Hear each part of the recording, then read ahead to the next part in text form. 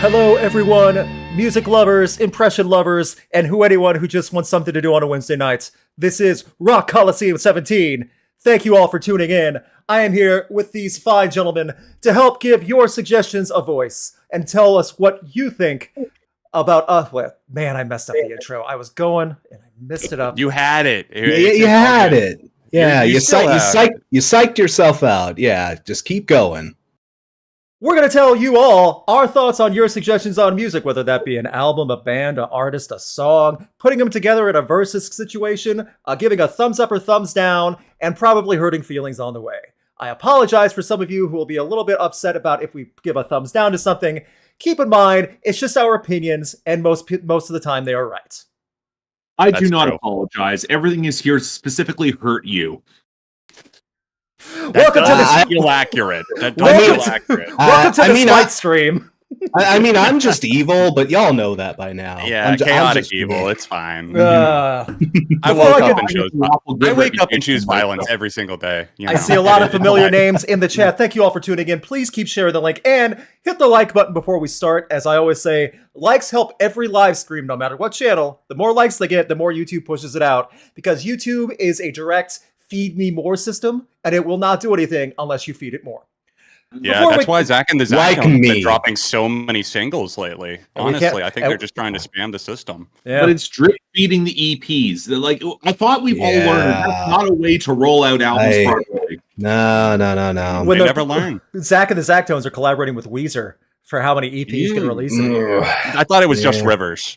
Well, now they're trend chasing AJR. Like, what is even happening? Oh, okay. Who? Weezer? Weezer or Zach and the Zactones? Both. Oh no! It's an interesting Ouroboros of trend chasing and just being terrible. The perfect marriage of terrible. Yes. Before we get to the rules of Rock Coliseum for some of the new people, thank you all for tuning in. Let's have a quick introduction from these three. John, why don't you go first? You would, right, as I take a sip. That's unintentional, I promise. Yeah, Hey, everyone, my name is John. I run the channels ARTV and Beyond ARTV on YouTube. I talk about music and in the form of countdowns. Sometimes I do reviews. And today, I just filmed a very special video with my dad where he reacts to decades of my favorite music. So we do all kinds of music-related stuff. So that's a cool idea. Good for you. Yeah. It's actually going to be for the 300th episode of 7 on Sunday, and it's coming out on my 32nd birthday in December. So. Also nice. Also, remember his birthday, because Super Chats go a long way for birthdays. That's true. That's true. And I'm hoping to go all out this year, guys. So. Yeah. Mark, why don't you go for next? Hey there, folks. My name is Mark. I'm the host of Spectrum Pulse to talk about music, movies, art, and culture. My predominant channels, the inanities and insanities that happen with modern music, lots of mainstream reviews. Side channels, Billboard Breakdown, where the charts are what they are. We just have to leave them. They go in and out like the fucking tides. And occasionally a couple more interesting offbeat stuff. This year it's been somewhat a couple of video essays. They've been moving. Mostly moving. And moving along to one Crash Thompson, why don't you go ahead? Hey, people, I'm Crash Thompson, and my ass has been gone for the past few months here. For legitimate reasons. Legitimate reasons. The problem is, I've been kind of absent from my channel here lately, and the biggest thing is, the main reason for that is Nunya. That is to say, none of your business. Personal life has gotten very crazy here lately, so I haven't been able to update very recently. This is probably the first time a lot of y'all have seen me in a while. I promise I'm still here. I promise I'm still out there doing stuff. It's just a matter of waiting for things to calm down. But yes, when I'm not in utter chaos, I am Crash Thompson. I do video essays, music reviews, new, retro, anything and everything music we talk about over on my channel, and some things that aren't even that. So I also see a cameo from Lil Sweetie right by you, just in case that needs to come out. Lil Sweetie is my co-pilot. There you go. On stream. She is wonderful. I love this desk because it has a spot specifically. I was going to say, like, is that a cable hole that you split the bat? Nice. That's perfect. Yeah. So you need to make merch for Lil Sweetie. You need Lil Sweetie merch instead of Jesus as my co-pilot. You got Lil Sweetie as my co-pilot.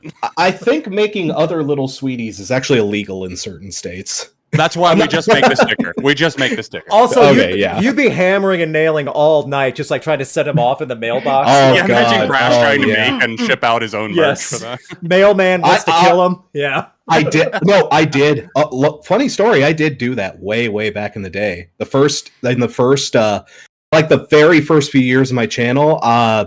This was so far back when I first released my first EP. That's how far back this was.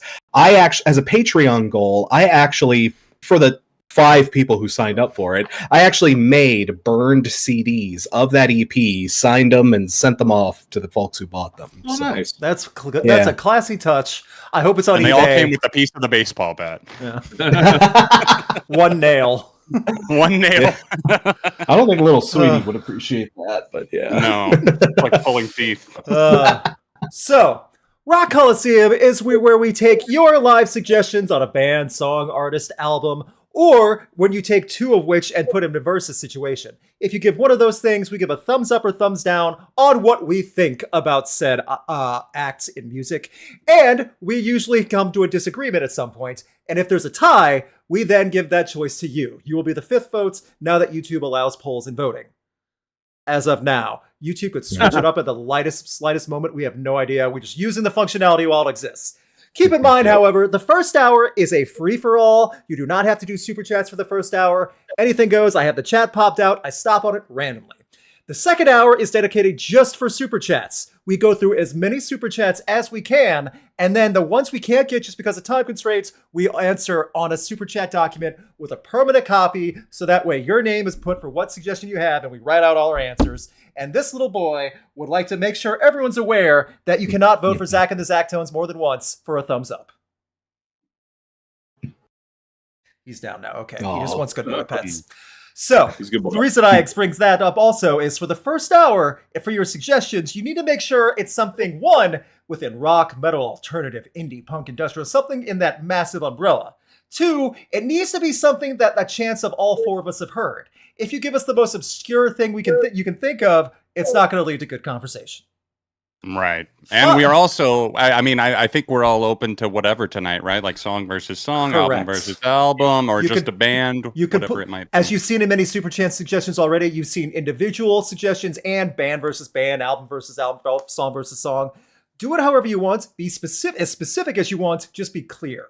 And finally, this is something we talked about briefly right before we signed on. Since we've been doing this so long, and there's so many people that have come on over the last couple years, if there's a suggestion that has been said 4 or 5 years ago, we'll give it a shot again, because opinions can change after years. So, sure.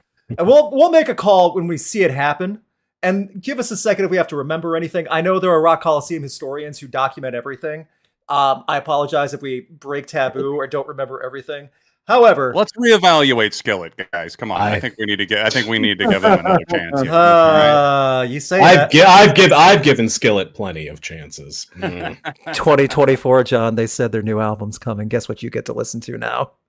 It's gonna be one word title, and it's gonna say something like "victorious," except saying it a different way. I bet. What else is there? Glorious. What was glorious? Yeah, probably so. Man, how did I? Fabulous. Skillet's doing fabulous. Skillet would not go with fabulous. If you know Skillet, they wouldn't. That's yeah. So before we go, yeah. So I think I covered everything. Did I? Anything else? I think so. Okay, you nailed it. Final thing: if you're obnoxious in the chat, my lovely wife is in the chat and will time you out. She is keeping notes. Everyone tell Gretchen she's the best in the chat, by the way. She's sitting in, making sure everyone behaves. Thank you again, Gretchen. Thank you, Gretchen. Yeah, I will stop stream just to make sure Gretchen is appreciated for what she's doing, dealing with this chat. Absolutely. So, I think that should be good before we get to our good suggestion. Yeah, let's get going. Okay. Let's do it. All right, first half up until the top of the hour, maybe a little more because we started like a couple minutes late. Your suggestions are open. Super chats will be answered at random in the second hour. Keep them coming. But just so you know, we're going to go through as many as we can in the first hour as well, to also get as much conversation as we can. So get them in now. And let me get this over here. Getting through all the Gretchen comments. And stop. A 90s band versus band. I don't think we've ever done it. You know what? I'm fine with this. Everclear versus Third Eye Blind. Ooh. I don't think we've done I this, see. and honestly, I get it. I got a big answer for this one. I really do too. yeah, I do too. Okay, in the order I see them as they're listed: Everclear, 1, 2, 3. Yeah. Shocking Wow. for me because I think Everclear does have some decent stuff, but Third Eye Blind, 1, 2, 3. Like, Yeah. I figured someone would go for Everclear. I was thinking that though. I too. figured we'd have one holdout. You know, no disrespect to them. Anyone No. want to go for third? We'll do it more like in a round format. Just anyone want to go for Third Eye Blind? John? I can start for Third Eye Blind because I'm probably the biggest fan of them out of all of us. Especially like their first 2 records. Everclear are a little less of like an album band, I think. They got the whereas singles. I get that. Yeah, Yeah, the singles. they've got Yeah. like, you know, there's definitely Father of Mine, Santa Monica. There's a lot of big singles with a lot of good things happening, and I like a lot of Everclear stuff, but you just can't compete with Third Eye Blind just in terms of like, I guess, writing and sequencing for albums. I will say the singles from Third Eye Blind you still hear in relative Sure. regularity. Everclear not as much. No. Everclear is not to say they've been lost in time, but they definitely have not held up as well over time. I as think Third they're Eye Blind. remembered for a couple of songs Sure. rather than, you know, albums. I remember and- AM radio getting blasted to death on the radio. Oh, oddly yeah. enough, you know. But Yeah. It's a shame because that's like one of their worst songs, but there like, were yeah. singles. Yeah. For a single, yeah. So, anyone else? I'm also happy to go here. Go ahead. But yeah, again, Third Eye Blind. I'll echo John's statement in that Everclear always felt like a singles band, and even some of their singles are hit or miss. Sure. Third Eye Blind, they are such an interesting band if you want to do the deep dive, but their singles are enough to carry them. But man, if you do want to do the deep dive, they're like deep cuts and some of the stuff they have lingering underneath the surface, stuff that isn't, Semi-Charmed Life or Jumper, some of that stuff is mind-blowing. Like John was talking about their first 2 records. I'm telling y'all, the third record, Out of the Vein. And I remember a past Rock Coliseum where I went and listened to it after you had that discussion. It was like, that's way better than this. Yes. It's way better than Blue, but at the same time, I didn't it's way better. Yeah. Crystal Baller is one of their best songs, I think. Yeah, but people slept on that record, and it's probably one of the best things they've ever done, period. And I also just want to throw one more thing in there. Mm-hmm. Motorcycle Drive-By. If you have not heard Motorcycle Drive-By, that is your homework for the end of the stream. Cue that up on Spotify or whatever you got. We always have a homework. We always have a homework You're list for welcome. everyone, and we usually do not steer people across. Mark, anything you want to add? Not a lot. I'm not a huge fan of either act. Third Eye Blind. I remember hearing a lot of really obnoxious studio stories around Third Eye Blind. Yeah, that's also true. Hilarious. Even there was a great one from Steve Albini, which that was I saw about I want to say about 10 years ago. It was just fucking hilarious. Yeah.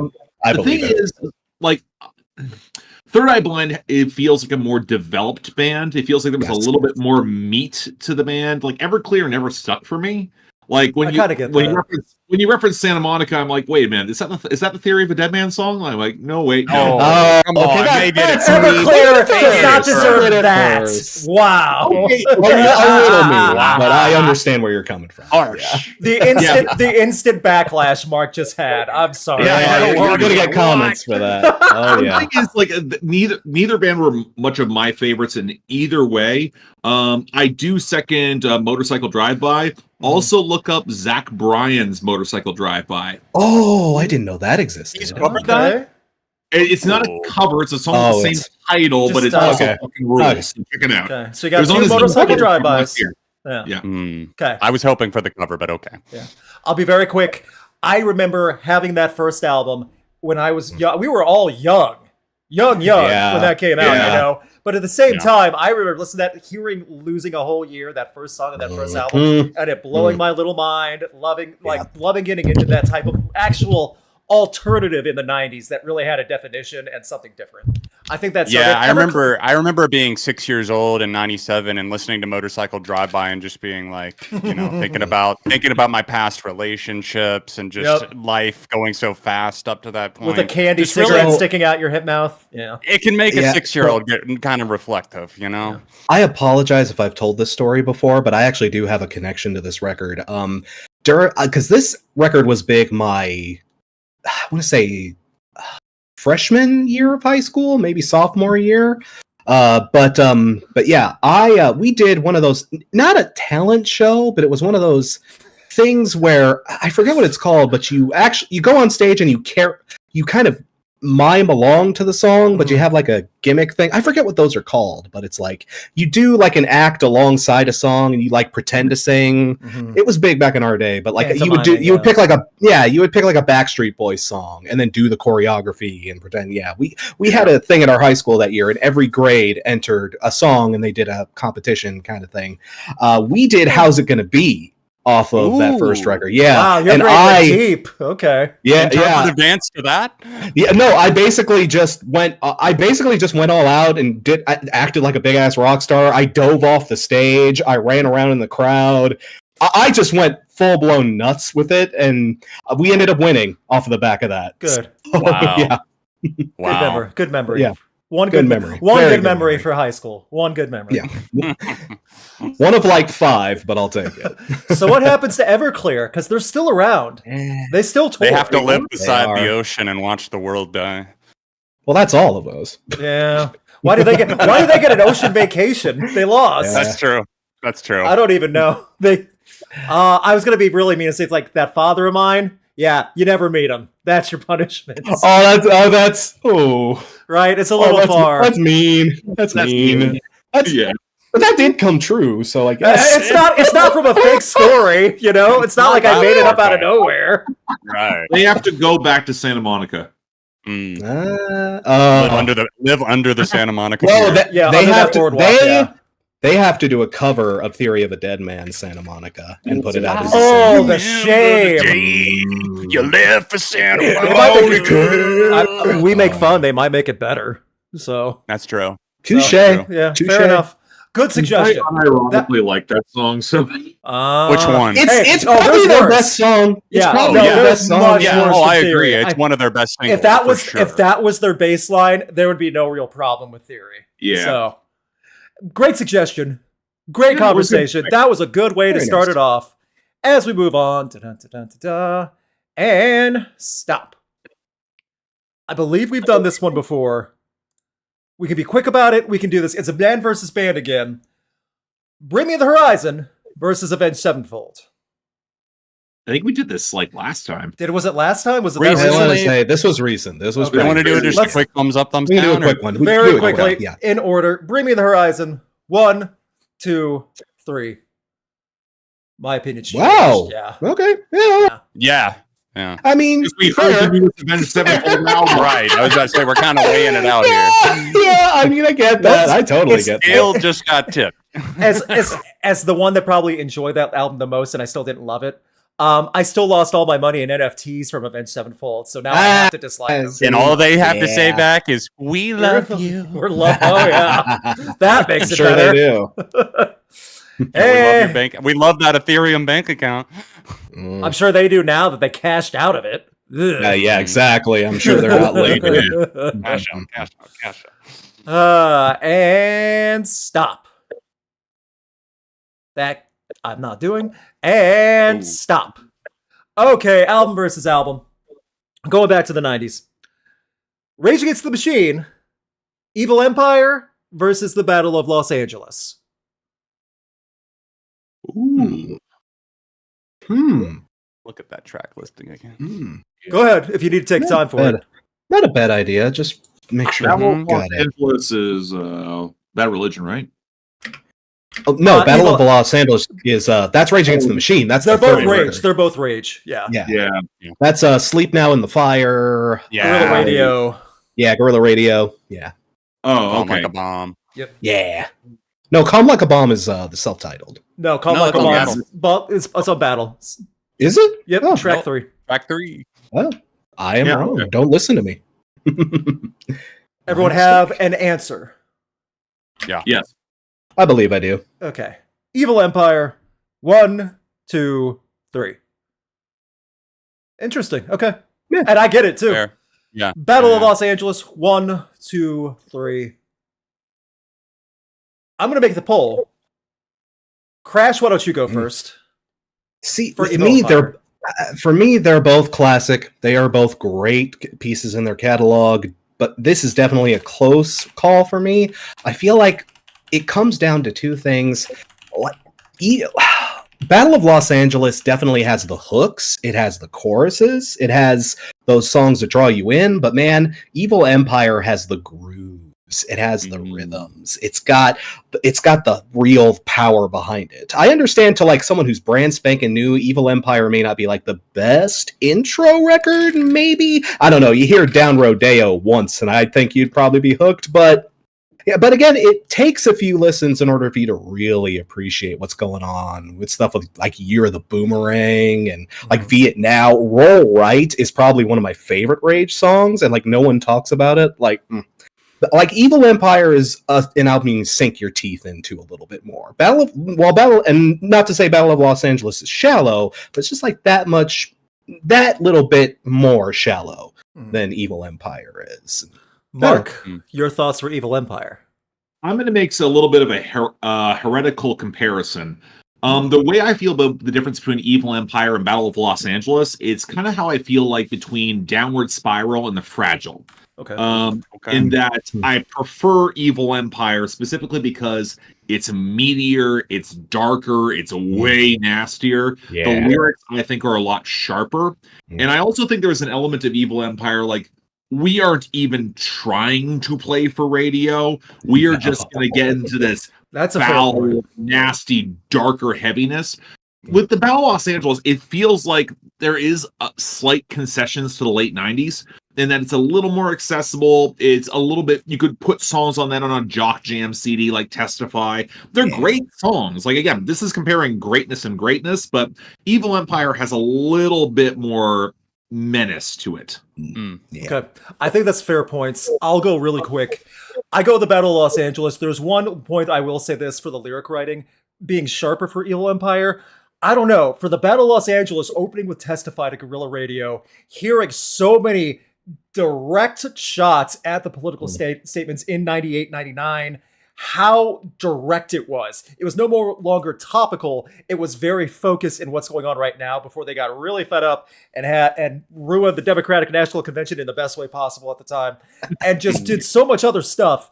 Also, I feel there's so much great stuff. Tom Morello can do no wrong on those Rage albums. There were so many solos that are quick and so punchy and so creative on Guerrilla Radio. The groove was on Evil Empire across the board, but there were so many memorable hooks and sharp things Tom Morello did on Battle of Los Angeles through different songs and different styles that just stuck with me. Yeah. John? Very fair. Yeah.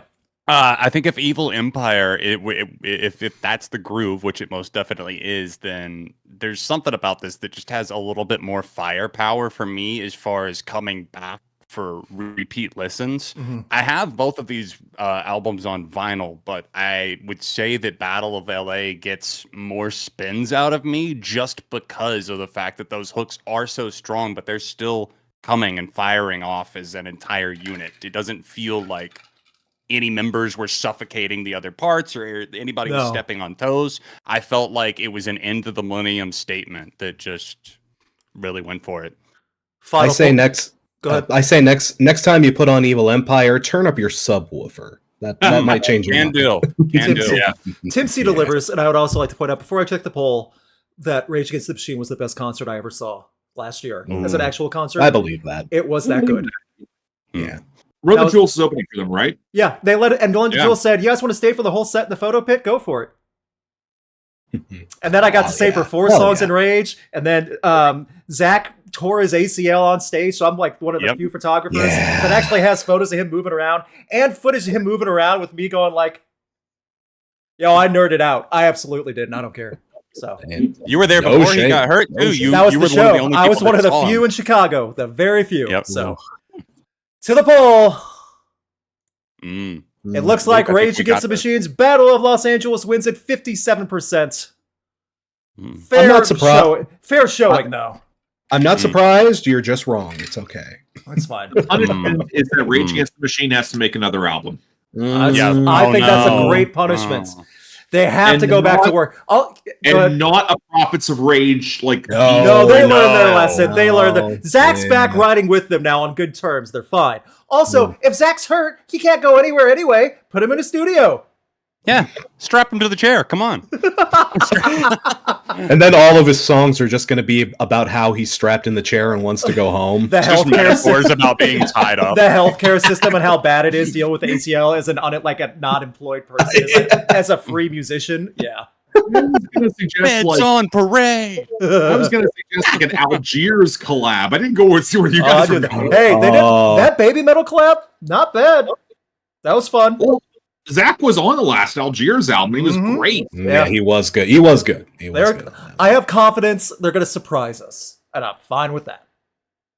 Yeah, I am. Yeah. As long as we get something. And good suggestions, by the way. That was another good one. Thank you. And keep the super chats coming, everybody. We'll go through them the second hour as random and do them random. Do not think they won't get missed. Or do whatever. You get what I mean. Whatever. Yeah. I will. We got you. We got you, folks. Hang on. Gotta. There we go. And stop. If we've done this one, it's been a while, and I know we all have thoughts. Mumford and Sons. But it was not your fault, but mine. I remember the last time we've done this, but we should do it. I will wait for you to make a decision. See, we're already making the puns here. You know what, Crash? Why don't you just go ahead and tremble, you little lion man? Mumford and Sons. 1, 2, 3. Such a bright flash of the pan. A bright flash of the pan. I'm just exasperated at the thought of them. I just want to put my hat out there that, God damn it, I never liked them, even when it was cool to like them. So I have that going for me. God damn, that is my badge of honor. That is one of the I get to have very few pieces of actual cool guy music cred. I never liked Mumford and Sons. I get to at least have that one. That's kind of that's a nice little trophy. I legit did like them because they make great karaoke songs. Mm-hmm. Like Hopeless Wanderer, I Will Wait, Little Lion Man. That's a karaoke set, and they all go off. I know this for a fact because I've done it. Mark and I always do karaoke for Delta songs off of that album. Just really. No, but the problem that I always have with I always have with Mumford & Sons is they got slow. They got stodgy. So boring. Electric was the worst thing possible for them. And I know the reason for that is because Noah Kahan is basically copying their entire formula, and he's staying predominantly acoustic in that country folk lane. Yeah. It's working. He annoys me to no end, but it's working. Okay. I want to throw this out there too. Has anyone else seen them live? Mumford? Yeah. No, I can't say I have. Okay, John, what did you think of them? It was pretty boring. Thank you. Yes. Yeah, it was. I saw them. I've seen them twice, unfortunately, and they were really boring both times. Even more boring the second time because it was on the Delta cycle. Yeah, I saw them in 2013 live. That was my first year of concert shooting, and I could say they were still in their peak. Massive crowd, and it was like everyone was just dead because they're watching these musicians just switch out instruments, strum, play, not look at the crowd. And just go for it. Just go through the motions. It was robotic. It just felt very I don't know. And the music itself, a flash in the pan, like I was saying. They had such a huge boom in the early 2010s, and then they fell off a cliff when they realized, that's all they can do. I mean, once hipsters went away, there was basically no audience for them. The sound is coming back. It is. That's fine. The sound can come back, but I don't hate everything that they've made. No, I don't either. No. You know, like I really don't, but I just can't sit down and be like, I need to hear this Mumford and Sons album right now. You know, like I haven't said that in a long time. Yeah. A lot of their music is so just warm, stale, oatmeal bland that you can't hate it. It just exists. So there's two factors to that, because the first part of it is like once you start seeing, once you've listened to the Laura Marling album where she's basically ripping Marcus Mumford a new one, you cannot. Which album? Which one is that? John's gonna buy it on vinyl. Once I Was an Eagle. Once I Was an Eagle, that's what I thought. Yes. Yeah. Oh, I'm not aware Great. of that. Okay. Hard to listen. That Yeah. album's long, but it's great. The other thing is, once you see pictures of members of Mumford and Sons with Jordan Peterson, I'm like, okay. I mean, yep. Yeah. Well, that was So mainly weird. their banjo guy, right? Yeah. Yeah. whoever- It was like one of the guys doing all that. Yeah, so. I don't think he's in the band anymore, though. No, he left, and that was the weird thing because there was some part of me that got curious and drunk one night, and I listened to Marcus Mumford's solo album. It's bad. Don't touch that. Oh, I believe that. I wasn't planning to. Yeah. How Like, if do you're we- in that drunken space, like go outside. yeah, That's or crap. just go to bed and sleep it off. Yeah. So Yeah, how do we It's how do better we than the Marcus. how do we punish Mumford and Sons outside of time and humiliation that they had from the banjo player? I They don't have know, to but I open feel like they up for kind of no started the whole contact Delta time. variant thing. Go ahead, Mark. Oh. They have to open up for Noah Kahn and Zach Bryan. Ooh, opening. Oh. And they Such only a get like step a down. 4-song set. Yeah, they get five they don't even get 30 minutes. Not even 30 minutes for the opener. No, That is 22 a minutes step tight. A tight down. 22. The funny thing is that Noah Kahn's current opener is Rustin Kelly. Oh, Ah, taste. good for him. Good for Yeah. him. So he's got to Mumford and Sons have to open before Rustin Kelly also. Yeah, they got to play to a small Yeah. crowd. So like the crowd, no the prayer. crowd while they're still filing in. Perfect. Yeah. Because Rustin Kelly also does his cover of All Too Well. So he's Okay. going to perform that and dedicate it to Marcus every night. Here we Well, are again. While he's a side stage, just looking like And Marcus, a single tear runs down his cheek. Too casually cruel in the name of being honest. yes, well said. Crash, you Smashing the banjo you back hold that there. trophy up high that you never ever gave him the light of day. Be proud of it. So, good suggestion. That was Yeah. fun. I got That the was next fun. one. Band versus band. We've not done this one. Mm. Chevelle versus Rise Against. Okay. Oh, close. Ooh. Yeah. Not for me. This isn't. Yeah, it's not as close for me either, but I have an answer. Yep, same. God, I feel like I'm gonna have to go on the I gotta go on the ropes then. I feel like I know where all y'all are leaning. Hey, totally Okay, fair. we'll see. Totally fair. Okay. Chevelle. 1, 2, 3. Okay. Tie. Okay. Okay. Okay. Okay. Very close for me, by the way. And Rise Yeah, me too. Against. 1, 2, 3. I mean, Fair enough. yeah. All right. I like both. But- John, why don't you go first for Chevelle while I make the poll? Okay. Yeah. For Chevelle, I feel like they are, for as much as they are known, they are so consistently overlooked and maybe left out of conversations when we're talking about great, consistent mainstream rock bands that emerged in the early 21st century.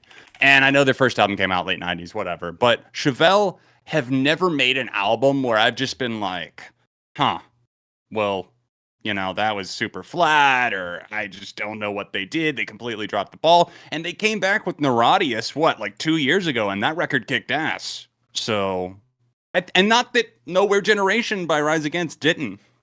I just think that they're both super consistent bands. Sure. And I'm going to give the slight edge to Chevelle, even though I really do love both. Mm-hmm. I give the slight edge to Chevelle also. One of the reasons why, when you hear a new album from Chevelle, you're always engaged, wanting to know where it goes, what they're going to do. Rise Against, I love, but you know where they're going to go every single time. Always good, but it's always very focused on what their messages are. And that's fine when you want to go for that. But Chevelle, that hook and almost hypnotic to want to see where Chevelle's going with something in a story, in song structure. You know they're going to try to get creative. Also, with Neurodius, however you want to pronounce it, nothing is real and this is a simulation. It was a long, wordy title. Apparently it did well enough that Chevelle's not going anywhere because they said they might stop if Chevelle... good. I remember Yeah, that. but it Yeah. hit the top 10 It on did. Billboard. They had several singles also do really well on radio, and Like their number one on mainstream rock. And their Yeah. touring did really well. So they said, we're not going anywhere. Screw that. They had a co-headliner earlier this year in the summer that did well. So we'll get more Chevelle. But now let's hear for Rise Against. Mark, why don't you go? Here's the thing. I don't dislike Chevelle. I've actually never reviewed Chevelle at all in the past 10 years. The thing is that I don't have a lot to say about them. I find them very, very consistent and level, and they're good. I'm not going to turn it off, but I'm also not going to seek it out. Okay. Rise Against has albums I will seek out. Revolutions Per Second, like their album that came out, Siren Song for the Counterculture, I still stick up for. I like more of their stuff in the 2000s than I probably should. Me and John reviewed The Black Market. I still think that album holds up. And now that they're on Loma Vista, they've got the ability to get producers who will let them sound good. So Nowhere Generation, I think so many people crapped on Nowhere Generation. That pissed me off. It was really good. That was one of my favorite records of 2021. It was mine also. The first single was good. very Middle of a Dream. There's so many songs. The first single off that album, the lead-off single, was very misleading to how good the album was. That the was title my track. Yes. Yeah.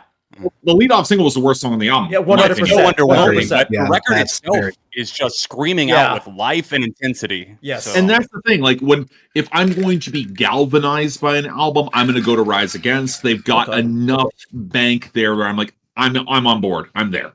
Yeah. Fair enough. Crash for Rise Against. I know you're a big fan. So no, big fan. But I think Mark kind of covered a lot of my bases here. Again, it's about like Chevelle. They are one of those bands. I like that Chevelle likes thinking outside of the box. You never quite know what you're going to get with a Chevelle record, but at the same time, they have had some albums that have very much impressed me. That I've very much had to step back and say, very, very good. But they don't have like a Siren Song of the Counterculture. They don't have a Sufferer or the Witness. They don't have a Black Market or even a Wolves necessarily. Like, I don't know. Rise Against has just put out so many bangers and so many albums I'd call classics of the entire genre. These guys basically...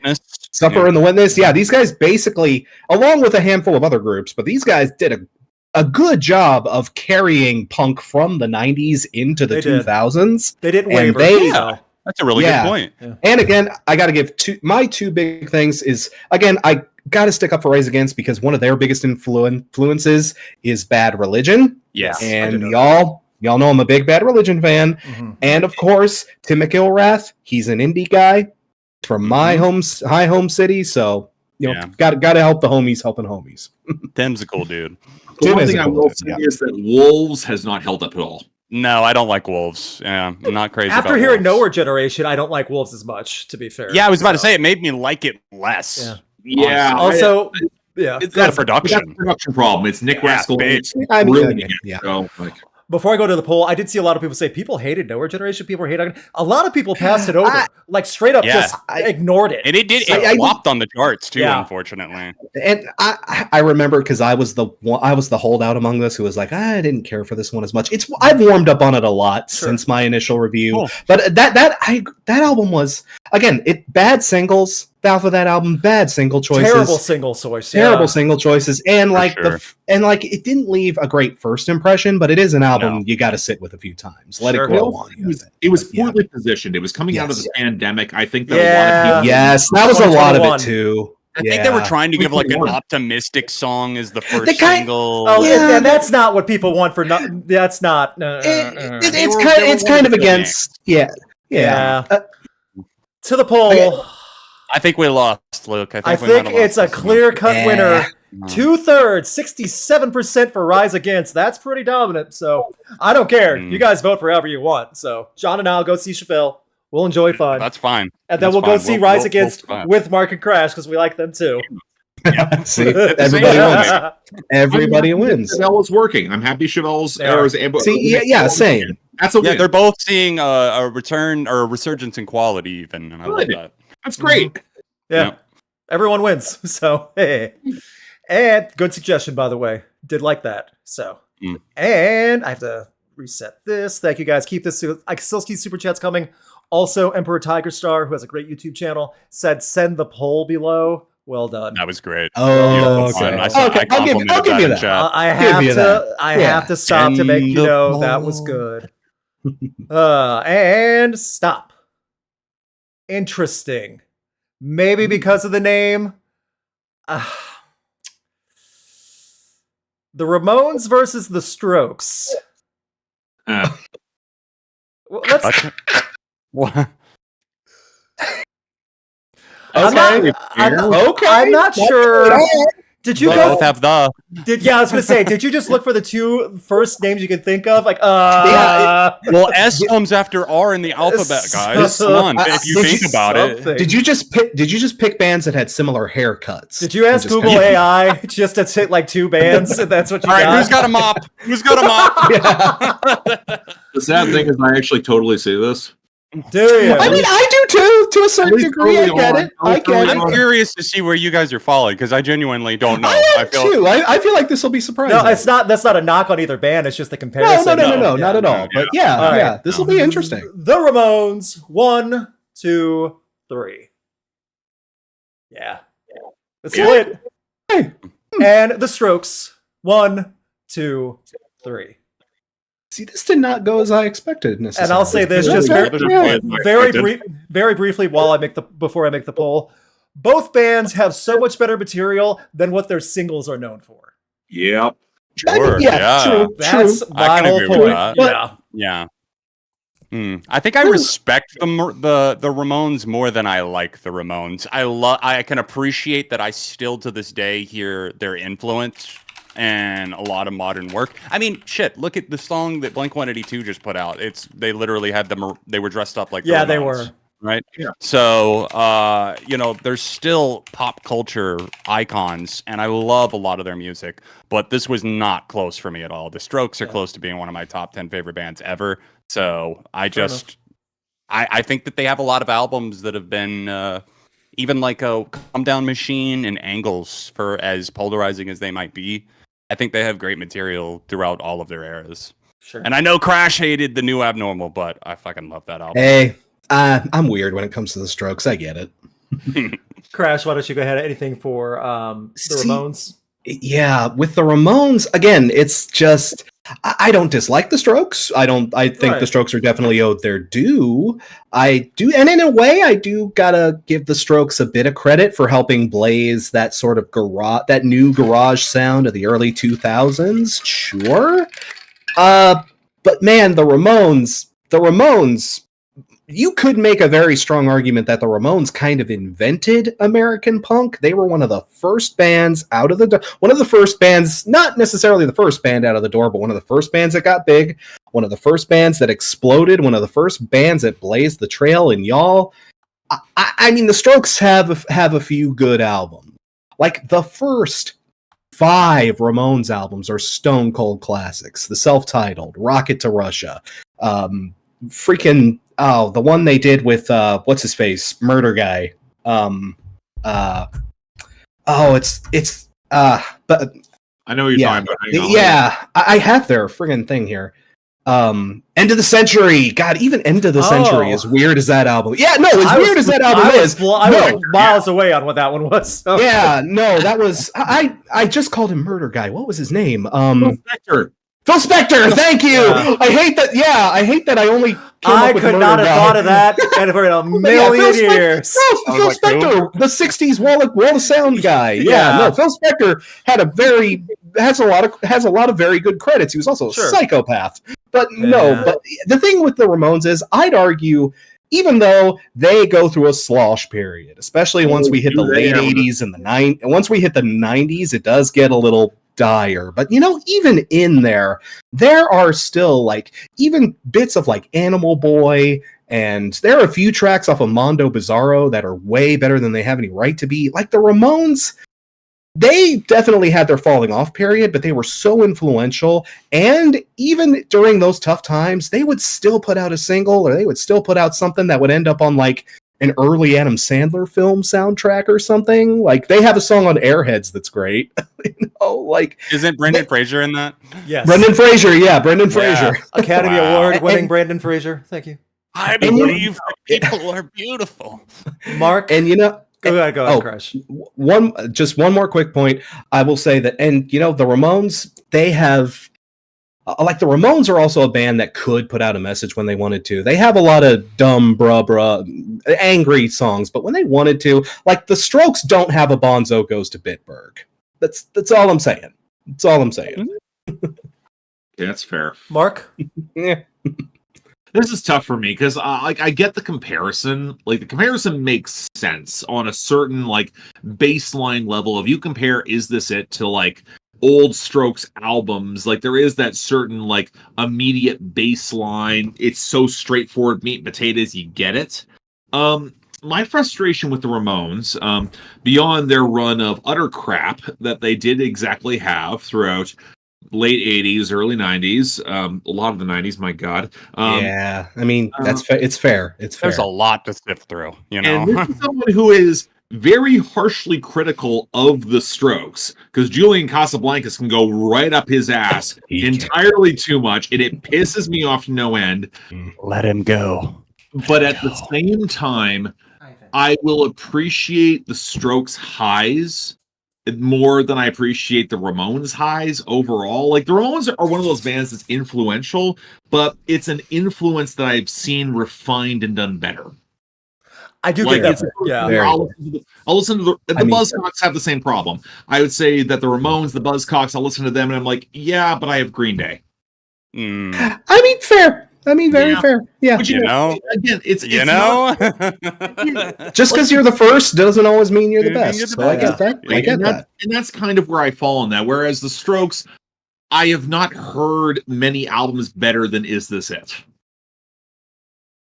It is Room a on good one. Fire. It is a New good one. Abnormal. First Impressions of Earth. Let's go. Those albums are not better than Is This It? Yeah. No, but I apologize. No. Animal Chaos. Sorry. Okay. That's why I kept bending forward. I heard everything you said, Mark, and I do agree with the influential thing.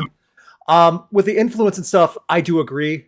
Like there are more influential bands that inspired more music, but the attitude with the inspiration to come out of an era that did not have as much of what the Ramones were putting out. And they really were a flag bearer for so much of an attitude to come out of New York and just do so much. They are New York, right? They Yeah. are New That's what I York. thought, yeah. They are I New was York in assuming more the than just comparison fashion. was from because Correct. both New York. Yeah. Oh, they are very New York. And I like Yeah. the Strokes too. It's like I said before at the beginning of this, before we go to the poll, both bands have so much better material than what some of their singles are. The Ramones are so much more than Blitzkrieg Bop. And they always will be. Yeah. But people Sure. know that. Everyone knows the Strokes from Last Night mostly. They're more than Last Night. I just think because I remember so much more of an impact, just looking at history, how much the Ramones meant to so many other people, the influence they did have on so many bands leading after that. The Strokes, not their fault, but outside of the 2000s after that, the influence weighed off. Also, Joey Ramone versus this I can't remember, name just left me, singer for Julian. Yeah, Julian. I got it. I got it off my top of my head. I got Julian. Boy, would that be an ego versus ego battle for lead singer. Goodness. Well, not Joey Ramone necessarily. Joey was kind of the quiet, shy one. Johnny Was it Ramone. Johnny? Excuse me, I have That would be, yeah, Johnny was a prick. I think Julian's gotten better in older age. I'm just gonna He's- throw that out there. He's calmed down. Sure. Especially with his work with the Voids, which I don't even like that much, but I think he Yeah. has been forced to grow up a little bit, which thank God. Thank God, yeah. Ugh. The poll at 60% has the Ramones, 59%. So pretty fair split. Yeah, I was about to agree say with that's that. closer than I thought it I would be agree. at first. So I'm happy with that. Yeah. So as we move on, thank you guys. That was a much better discussion than I thought it would be. Because when I saw that, I was like, what the heck am I looking at? So that's fine. And stop. Wow. We have not done that one. We're going to the ladies. A female singer, guitarist, songwriter, Joan Jett versus Pat Benatar. Oh, that's actually hard. That is That hard. is hard. That is very hard. Okay. Does everyone have an idea? Because I'm stalling at this point, so I need to Close. think It's back. real Yeah. close. I think I It's got close. it. I think I do too. No. All right. Oh. Joan Jett. 1, 2, 3. Okay. I'm Okay, very close. okay. I'm very close. It's like- I was out of close. range. I was like right here on that. Yeah. Pat Benatar. 1, 2, 3. This is a barely. Barely. I just think the Yeah, music. yeah. It's close. I just think the music is a little bit better written for Pat Benatar. It's a preference thing, I think, for me. Well, honestly. For me, it's like Joan Jett. Again, Joan Jett has the consistency. I'd say Joan Jett has better like whole albums overall. But but I'm looking at Pat Benatar's like singles, like a list of her greatest hits. She's got "We Belong." She's got "Love Is a Battlefield." She's got "Hit Me With Your Best Shot." She's got "Hell Is for Children." "Hell Is for Children." Like. I know. God damn. I don't like. I've never sat through Invincible. an entire Pat Benatar. Yeah, Invincible. I never sat through an entire Pat Benatar album and been like, oh, okay, this is front to back good. Joan Jett's come a lot closer in that regard, but man, some of these singles, y'all, I can't give it. Promises in the Dark. I can't give it up for some of this. I can't. I'm sorry. Like I said, this was close for me. It was close for me too. Also, I'm very aware that Joan Jett is only 5'1". I'm confident she could beat all of us up. Confident. Yeah. No, for sure. Not even close. So, I do want to hear Mark's argument though for Joan Jett because, like, I'm pretty sure I'm going to agree with everything he says. So, okay, so Joan Jett and the Blackhearts, fundamental act in punk rock that I think gets perennially underrated by a lot of folks who do not give them the flowers they deserve. Joan Jett's run also has its ups and downs. Again, a lot of those punk acts that get to the 80s, it's rough. Mm-hmm.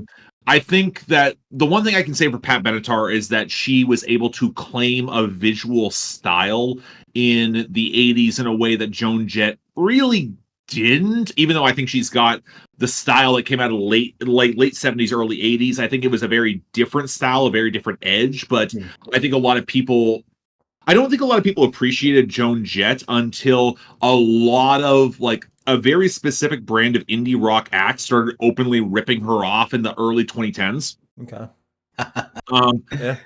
Crash knows what I'm talking about. I know exactly what you're talking about. And you've got a point. Here's the thing. I love that set of indie rock acts. So that's entirely on my side. And I'm like, at the same time, you rattle off a bunch of like Pat Benatar hits. I'm like, Crimson and Clover, I Love Rock and Roll, I Hate Myself for Loving You. Like that's just off the top of my head. And like again, like I also, there's also a part of me that also, when I say impact, the Joan Jett biopic that has Kristen Stewart in it is fucking excellent. That's right. Yeah. So I've heard. Yeah. It's a Runaways biopic. Yes, it's Runaways biopic. Yeah, Runaways biopic. But yeah, my mistake. The other thing is, Joan Jett is still performing live, and she still sounds really good. I shot her last year at the stadium tour. She sounds great. She 80? I don't know how old she is. 70s. She's in her 70s. I know. No, she's still performing fine too. Like she still has it. So I do know that. We have to give her props for that because for the sound that she makes, that is not something that ages well. She is 65. Wow, that's it. Well, she started super young. Oh, that's right. She was like 14 when she was in the Runaways. I love Rock and Roll. When that single, that cover came out, she was young. So I prefer the Weird Al remix. Survivor, definition of Rock and Roll Survivor, and I mean absolutely, that in both bad and worse terms because we know what rock was like in that era. Oh God, I love Rocky Road. Heartache to heartache, we stand strong. Yeah, see, the sing along is so much more fun with Pat Benatar. That's how I see it too. Okay, fair.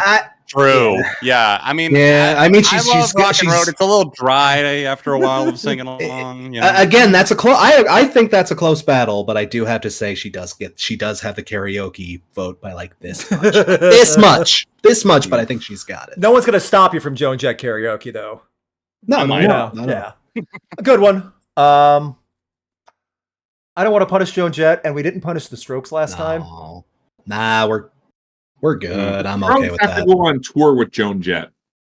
Oh, she'd eat them alive, man. Would the Strokes do a collaboration with Joan Jett? Because that could actually be kind of cool. I would actually be down. I would be okay with that. I want to hear her against Albert Hammond Jr. guitar lines. I would not complain. Yeah, I would not complain about that. There's something about the attitude of both. The attitude about both of them somehow working for like a little collaboration. I could see that. That slightest hint of artificiality and like theatricality that makes a lot of sense. Yeah, I agree. Keep the suggestions coming. We got time for one more. They'll have a little halftime. Everyone, If you could please hit the like button, it would help us out a ton to get YouTube to push this out, because we want more people to watch this. And we really, really need you to hit the like button if you're here. It just takes a second. It's free. And there's a little cat next to me that is very sad because not enough people have liked this. So yeah, he's actually not going to appear on camera again until you guys like the video. So I know, right? So do it for the kitty. Them's the rules, you know. Do it for the little guy. Yeah, give the little guy, you know. Give him and stop. That is interesting. Okay. 21 Pilots versus Weezer. Oh, okay. All right. You want to play that game? All right. That's yeah. Ooh. I guess. Okay. I guess. We can play this. There's a much bigger sample size for one than the other. That's kind of not. It's kind of not. It's just not even kind. Not kind. It's not fair. It's not fair. But we can play it. Yeah. Well, I'll play that game. Weezer. 1, 2, 3. You bastards actually got me to thumbs up Weezer, and I hate you for it. Fair enough. I'm with you, Crash. I'm right here, buddy. Come to the light, buddy. Yeah, it's closer than I realize. And 21 Pilots. 1, 2, 3. It's not closer than you realize. For me, it is, but I understand why it would not be. It should Mark, be. why don't you go and tell us why 21 Pilots while I make the poll? Because in my retrospectives going through Weezer's discography, a lot of their stuff's aged really badly. Yeah. And that's really hurt because, like, I love the Blue album. Pinkerton has gotten harder to listen to with time. I would put that on a pedestal. That pedestal has shrunk significantly. And then there is a swath of Weezer's discography that I cannot re-listen to at all. Now, granted, 21 Pilots also has that chunk of discography that I can't re-listen to, everything before Vessel. But at the same time, like, I will go back to Blurry Face as often as I will go back to Blue. I'll go back to Scaled and Icy more than anyone should. And I love that. I adore that album. But good. It's good though. I know. I'm with you. I'm with you on that, Mark. I stand with you. Know, but at the same time, like it's the sort of thing where I know I'm out on the ledge with 21 Pilots. I'm also fairly certain that we might not get an album from them ever again. Like, I'm pretty sure they've got one coming soon, based on everything I'm hearing. They did a tour last year. I know that. Or not last year. What am I saying? This past year. Okay. So the Click is active again. So it's weird. It's hard for me to gauge, but at the same time, like the Click hated Scale and Icy so much, and I'm like, you don't know what you're talking about. It did get weird backlash. I will say that. Yeah, and at the same time, like, I can appreciate like them putting out one album that's kind of a giant fuck you to that specific part of their fandom, where also Weezer has been making some of the most difficult music to cover the past 2 years, like the Seasons EPs, Okay Human, Van Weezer, the Blue album, the Black album, like there's a lot. And the thing is, none of it stuck with me. For as much as it's structured to stick with me in terms of hooks, it hasn't. I'll be brief because I want John and Crash to give the defense for Weezer. But for 21 Pilots, it is more in a form of, one, I've seen both live. 21 Pilots was engaging and mind-blowing as anything I've ever seen for a live show. And Weezer was present. That was later, though, much later in their career. Also, I get with 21 Pilots, it's more of a very wild, chaotic creativity. Sometimes they go off the rails, but I never once feel like it's phoned in. Weezer has phoned in with 1-800-COLLECT so many times they should be sponsored. Oh, that's a throwback. They actually are. They're like, doesn't he sing, I'm gonna rock my Audible? You know, remember that song? Oh, yeah, Okay Human. Yeah. And what he did do the Audible ad read. Yeah, so I'll say, like, for those items alone. Also, Okay Human was at least more interesting, way more interesting than a lot of the other Weezer stuff that came out the last couple of years. Yeah, I think Okay Human's pretty great. I at least get it. So that's my point. So Crash, Weezer. Oh boy, see, that's the problem with bringing up Weezer. Anytime I talk about Weezer, because the of my nerds in the history chat with just band, blow up. Yeah. Yes, someone is going to leak my comments here to Weezer Reddit, and then I'm going to get angry comments for the next 3 days for from weirdos From Revers. from weirdos who deserve to remain untouched. Yeah, but whatever. I'm not Mr. Popular, but yeah. I know the nerd table in the cafeteria is the Weezer Reddit section. See, here's the thing. Like, I don't dislike 21 Pilots, but outside of Scaled and Icy, I got to admit it's never quite clicked for me. And I think I liked Scaled and Icy so much again because it felt like it felt like they were intentionally going against what they usually do. Yeah. And that sound just clicked and connected me. It's like, oh, y'all are telling your audience to fuck off. I respect that just for the moxie. Yeah, kind of. But I again, I have a weird sort of relationship with 21 Pilots, and even Scaled and Icy hasn't like clicked with me. I got to admit, even though my opinion of Weezer has changed a lot over the years, as has everyone's. So again, Weezer. Speaking as a 38-year-old, speaking as the old man of the chat here, Weezer is just the definitive band you kind of grow out of. Like, you loved this band when you were 6 or 12 or 20 or whatever. Or you have your Weezer. You have your Weezer phase. They are absolutely one of those phase bands where you go through it and it's like, yeah, this was really meant a lot to me, but I kind of grown as a person since then. But even then, I got to admit, Blue, even with the weird relationship I've had with them, that album still goes. It's got hooks. It's got simple melodies. It reminds me, it's a simpler time. I think Blue still holds up.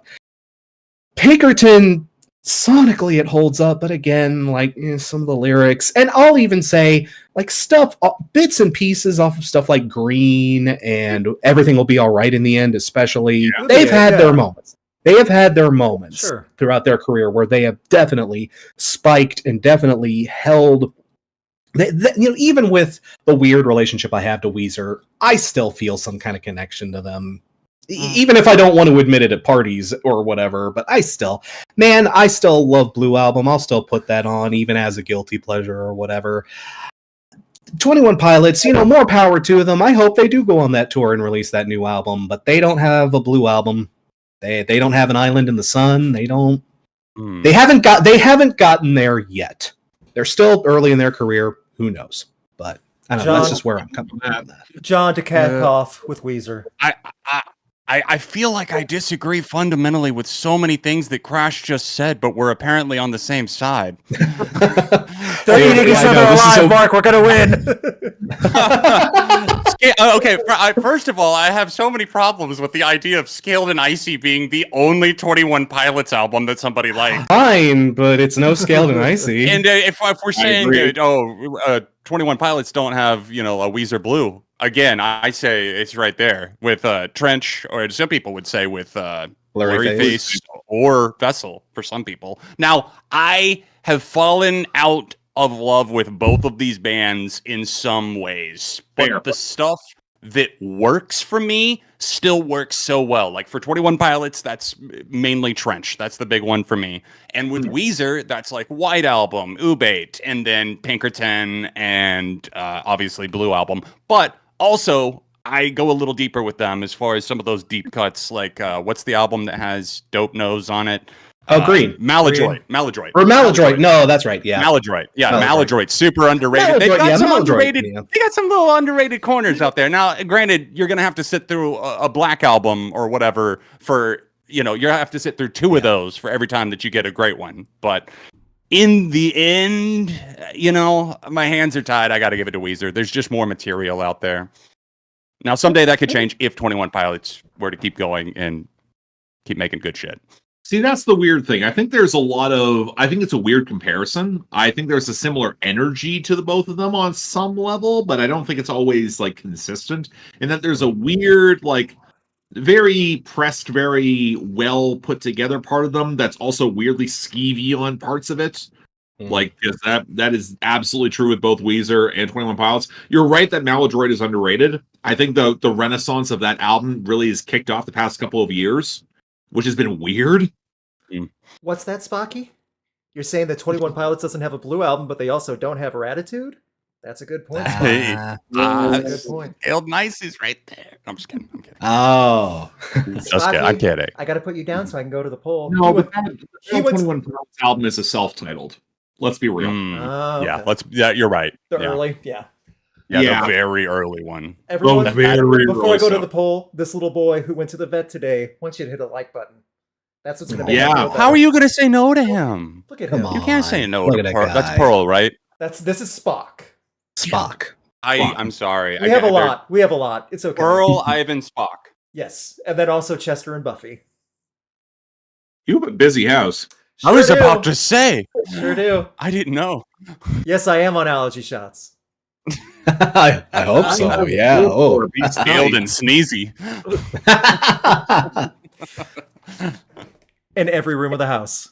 Yes. Hey. Yeah. Hey. To the That was in poll. clutch. Weezer winning at 56%. Pretty close. Yep. I'm fine Yep, with even that. closer than Yeah. the Strokes one, yeah. Yeah. I can't argue. That's fine. Nope. I get it. I get it. You neither. We're going to take a minute for a little halftime. Do any of you guys need to take a break? I do. I need to step away for a sec. Totally but yeah. fine. Go for it. Go This is ahead. halftime as I pull the chat up to super chats. Thank you all. We had great suggestions this time. This was a really good first hour without too much garbage that I was able to filter through. Also, Yeah. Gretchen, good job catching some of the garbage. You're the best. Yeah. Goodness. Thank you, Gretchen. Yeah, it's not often, but one or two people like to put out garbage. So Yeah, they said Nunez said John has a very busy furry family himself. That is true, but Luke, your cats are all relatively big. We have all small animals. We got a little small animal farm, like chinchillas. I get that. And Yeah. also, this good boy right here, well, there's Pearl Mhm. sleeping, but also Hi, Pearl. Ivan is Oh. 98 pounds. 98 pounds? That is correct. He's a big boy. How big is this cat? No, I didn't know the cats could. the dog, Ivan, the dog. Oh, I thought you were pointing at the cat. I was like, oh my god. I was like, Luke, what are you feeding this cat? I am going on Ripley's Believe It or Not. If my cats get that I was about to big, say, is that Garfield? jeez. Is that Garfield? Even Garfield's not pushing that. No, Pearl has a bigger frame. He's actually not that heavy. He's just a floof. Right. He's got the fur. Also, the fur is not. Gretchen is cackling outside listening, thinking that one of our cats weighs 98 pounds. She like I she was is like, she what is supplement laughing do you have this cat on? She is laughing so hard, like I think she's gonna crack her rib again. Oh no. Okay, well, let's then no more laughing. Pearl, not even 20 pounds. Not even close. So Spocky is the biggest boy we have. That's the one I was holding in my arms. He's the heaviest and he's 19. So Okay, that makes a lot more sense. Oh, I was shit, like, I'm are we in frozen? like, are we talking about the different unit Oh, of measurement snap. Crash, you might be frozen. Mark, you came in. I was pointing at my good boy. I have two cat and dog right here. I was pointing because they're both in the same Oh, line. I snap. said, Ivan's 98 pounds. Your cat's 98 pounds? I thought he No. was pointing at the cat. I saw it. It was funny. So, Sorry, Pearl. You are not 98 pounds. oh yeah, people in the That is chat are insane. saying they could hear Gretchen laughing maniacally in the living room because they thought it was that funny. Yes. Oh, we lost Crash. Yeah, he was frozen on his Give chair him a sec. there Yeah, for give him a minute. second. It might just be a What Streamlabs on thing. earth Oh, we happened? hear him. So, Yeah. Hey, Crash, if it's your DSLR, try flipping it all the way off and then turn it back on. That works for me sometimes in Streamlabs. works in healthcare IT also. Did you try turning it off and plugging it back in? You laugh, but you know what? That's what actually does it. It works. Yeah. Where I'm just playing around now with little things. I used to have a Be Right Back. I used to have a one person. Man, Streamlabs, man, it messed up the camera. That's why I'm trying to play with stuff right now. Anyway, Crash just messaged. He's frozen. Hang on. Be right back. okay. All right. Well, in the meantime, you're going to hear our voices while we focus on Pearl, the 19-pound cat, and Ivan, the 98-pound dog. Oh, there he is. There he is. I can't hear you. Hey. You're back. I can't hear you though. Okay. Yeah. We can hear you, though. Be right back. Sorry. No problem. While these two good boys are sleeping, Spock's running around. How's everything up there in Canada? It's quiet mostly. The big thing that's well, I guess we'll do shout outs later. But it's been pretty quiet. Trying to catch up on my schedule. September was a weird month for me because like I had 2 weddings in that month. I was also sick for the first week, and I also had a situation where I both sprained my elbow and then sprained my ankle. And like that's bad. The ankles, That's yeah. awful. That's awful. Yeah. I have a set of stairs in my condo. Yeah, that's rough. So it was a couple of weeks of a lot of pain. Thankfully, I'm back on the mend right now and I outside of this weekend where I got family stuff, like it's finally settling down a little bit. I'll be able to get through some of my backlog. But again, it's just been there's been so much I want to talk about, and I think it just in the sheer force of stuff that's coming out, I might reach 200 albums and without even trying this year. I believe it. There's been such an avalanche of albums this second half of the year too, I feel like. Yeah, I have definitely increased a lot, even though I've cut back, in recent years. I think we all have to some degree. Yeah. Yeah, I did. Last year I stayed under 75, which was my goal for the year. I listened to 74, but this year I am already at 91. So Okay, can you guys hear me? Yes, yes. Okay, yeah, I couldn't hear you, but yeah, you could hear and see me apparently. So, okay, sorry about that. I think I'm back. I think I'm stable. Everything's good. Audio's good. Video's good. Crash, I think we're good. You missed Gretchen laughing so loud the chat could hear it. So what? And she's not even home. Oh wow! She called in. God, I wish I could laugh at anything that hard. Oh, good for her. Right. Good for her. So, as everyone now knows, this is the second half. This is where we go through all your super chats at random. This way to get as many as we can. We'll try to be a little quicker with these. We want to make sure you get your time though. Keep them coming because they're read at random. So don't think if you both posted one later, it's not going to get read because it totally will. I'm going to take a second right now to copy all the ones we have just as a little bit of a backup. Anything else we need to explain for the super chat part? I don't think so. Who knows? I don't think so. Towards the end, we usually do a rapid fire round so we can cover even more. So stick around because we're going to get to as many as we possibly can. Absolutely. I will want to throw out there, if you guys didn't already, that super chats that are like purposefully kind of trolly or purposefully kind of shitty, a five-finger death punch versus trapped, like that. I mean, we're probably going to read it and then keep going. Also, we have a history of making fun of people that do that in the super chat document. We have not been. When the bigger of a jerk you are, the worse we get, and we have the last word always. So, I'm savage too. I'll make you cry. Ivan always has the last word. Ivan. Oh, nobody beats Ivan. And he's 98 pounds, so watch. And also, these guys know what this is, pulling an Ivan. Do you know what that is, everybody? That's where he'll come in, fart in the room he's in, and then leave. And just straight up leave to make you breathe it in. Ivan will pull that on you if he has to. That's a crush duster. It's torturous. He's a very good boy, though.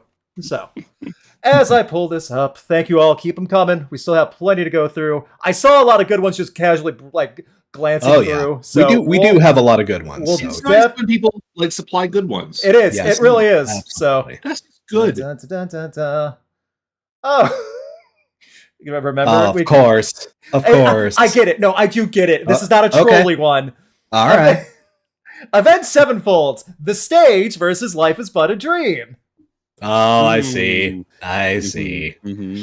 Mark, do you want some Excedrin before you give your vote? He looks like he needs it. I don't remember. Life is But a Dream is the one from this year, right? Yes. Yep. Okay, fine. We're all excited here at Rock Coliseum. Mark is all riled up. The Stage. 1, 2, 3. I think I'm going to surprise some people here. Yeah. Oh, really? Okay. I get it, though. Life is But a Dream. 1, 2, 3. But I'm more like this. This is what my vote technically looks like, but yeah. Okay. I can sum my thoughts up really quick. I don't like Life is But a Dream. At least I remember it. I remember a lot about that album. Actually, some of the things I remember from that album will not leave my brain. Unfortunately, I couldn't tell you a single thing about the stage if you grilled me about it. I remember. Was that the Mike Portnoy one? I don't even think that was the Mike. No, that was no. That was before. So yeah, even the stuff I could tell you about the stage is wrong. So at least Life Is But a Dream is memorable. Give me credit there. I just give that one another listen for me sometime, Crash. Fair enough. Fair enough. I'll give you that. You know what? I'll be with John on this. The stage is not. It's not a bad album. I just think it's just kind of mid. Like it doesn't stick. Like, it's trying to be prog. And yes, that's what I remember. It was ambitious, but they could not execute the grand scope of what they were aiming for. But there were still good moments. I think it lands it more often than not. There are still good moments in the stage, including the title track, which should not have worked as a single, but it got promoted and made it work as a single somehow. So an 8-minute song, yeah. For me, that album lands as an Avenged Sevenfold album instead of in comparison to a progressive rock or progressive metal album. Like I'm sorry, I have higher standards that Avenged Sevenfold cannot reach. That's a good way to put it. That is a very good way to put it. It's not a fair way to put it, but I'm not fair. No, not at all. But I don't disagree with that. And even as a fan of Avenged Sevenfold, I get that argument too. There are bands like that for me, so I can't really say, "Oh, that's not fair." No, I do that for other bands too. And here's the thing: they're easy to get frustrated with. Yes. That I think we can all agree with. Yes, I don't even think it's a bad thing. Some bands should not do prog. I agree, and I get the attempt for it also, but. I don't know. Yeah, I do too, but I just hope that if they have another album coming, then they'll play into more of their strengths. And I think they'll try. They are leaning further. I think they're leaning further away from them at this point than they are into them. I agree with. And I will say this, for one side point, for Life Is But a Dream, I shot them last month. It was my first time seeing them live in years too. Some of those songs do work better live. I will give them that.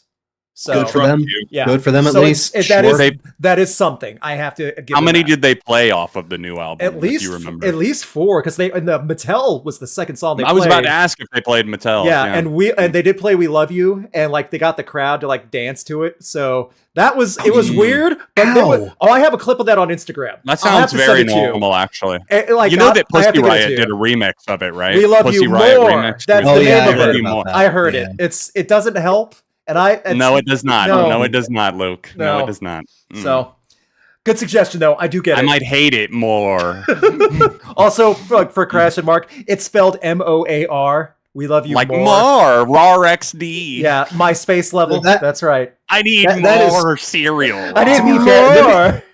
To be fair, that is such a Pussy Riot thing to do. That was probably their idea, not Shadows. Forgive me, I'm still a little burnt by Pussy Riot after what they did to Our Lady Peace a couple of years ago. So y'all remember. Yes, y'all want to talk about NFT shenanigans. Yeah. I know they're out there, somewhere out there. Mark, go ahead. We saw Pussy Riot at 2019 at Sonic Temple. Yep. And they weren't good at all. Nah, they were pretty bad. I actually didn't. I remember because I didn't see it. I didn't see it. I remember two of you coming back going, what the heck was that? Like, not even like hating on, just confused. Like, that was it. What? The thing is, it was a performance art piece on a stadium that's not built for that. That was a stadium built for Boston Manor, and they were trying to do a performance art piece that didn't work. That I get. And I don't think I didn't think the music's that good anyway. So from Tony Tay, this one I do get, and it's gonna break some hearts. Album versus album. Weird Al's story, with the Weird Al Yankovic story, versus Bo Burnham's Inside. Oh no! Oh, not even close. For me, this isn't close. Yeah. I thought there'd be more of a fight in this one. Okay. There's definitely a fight for me. Okay, that's fair. What was the Weird Al album again? Sorry. The Weird Al Yankovic story. Okay.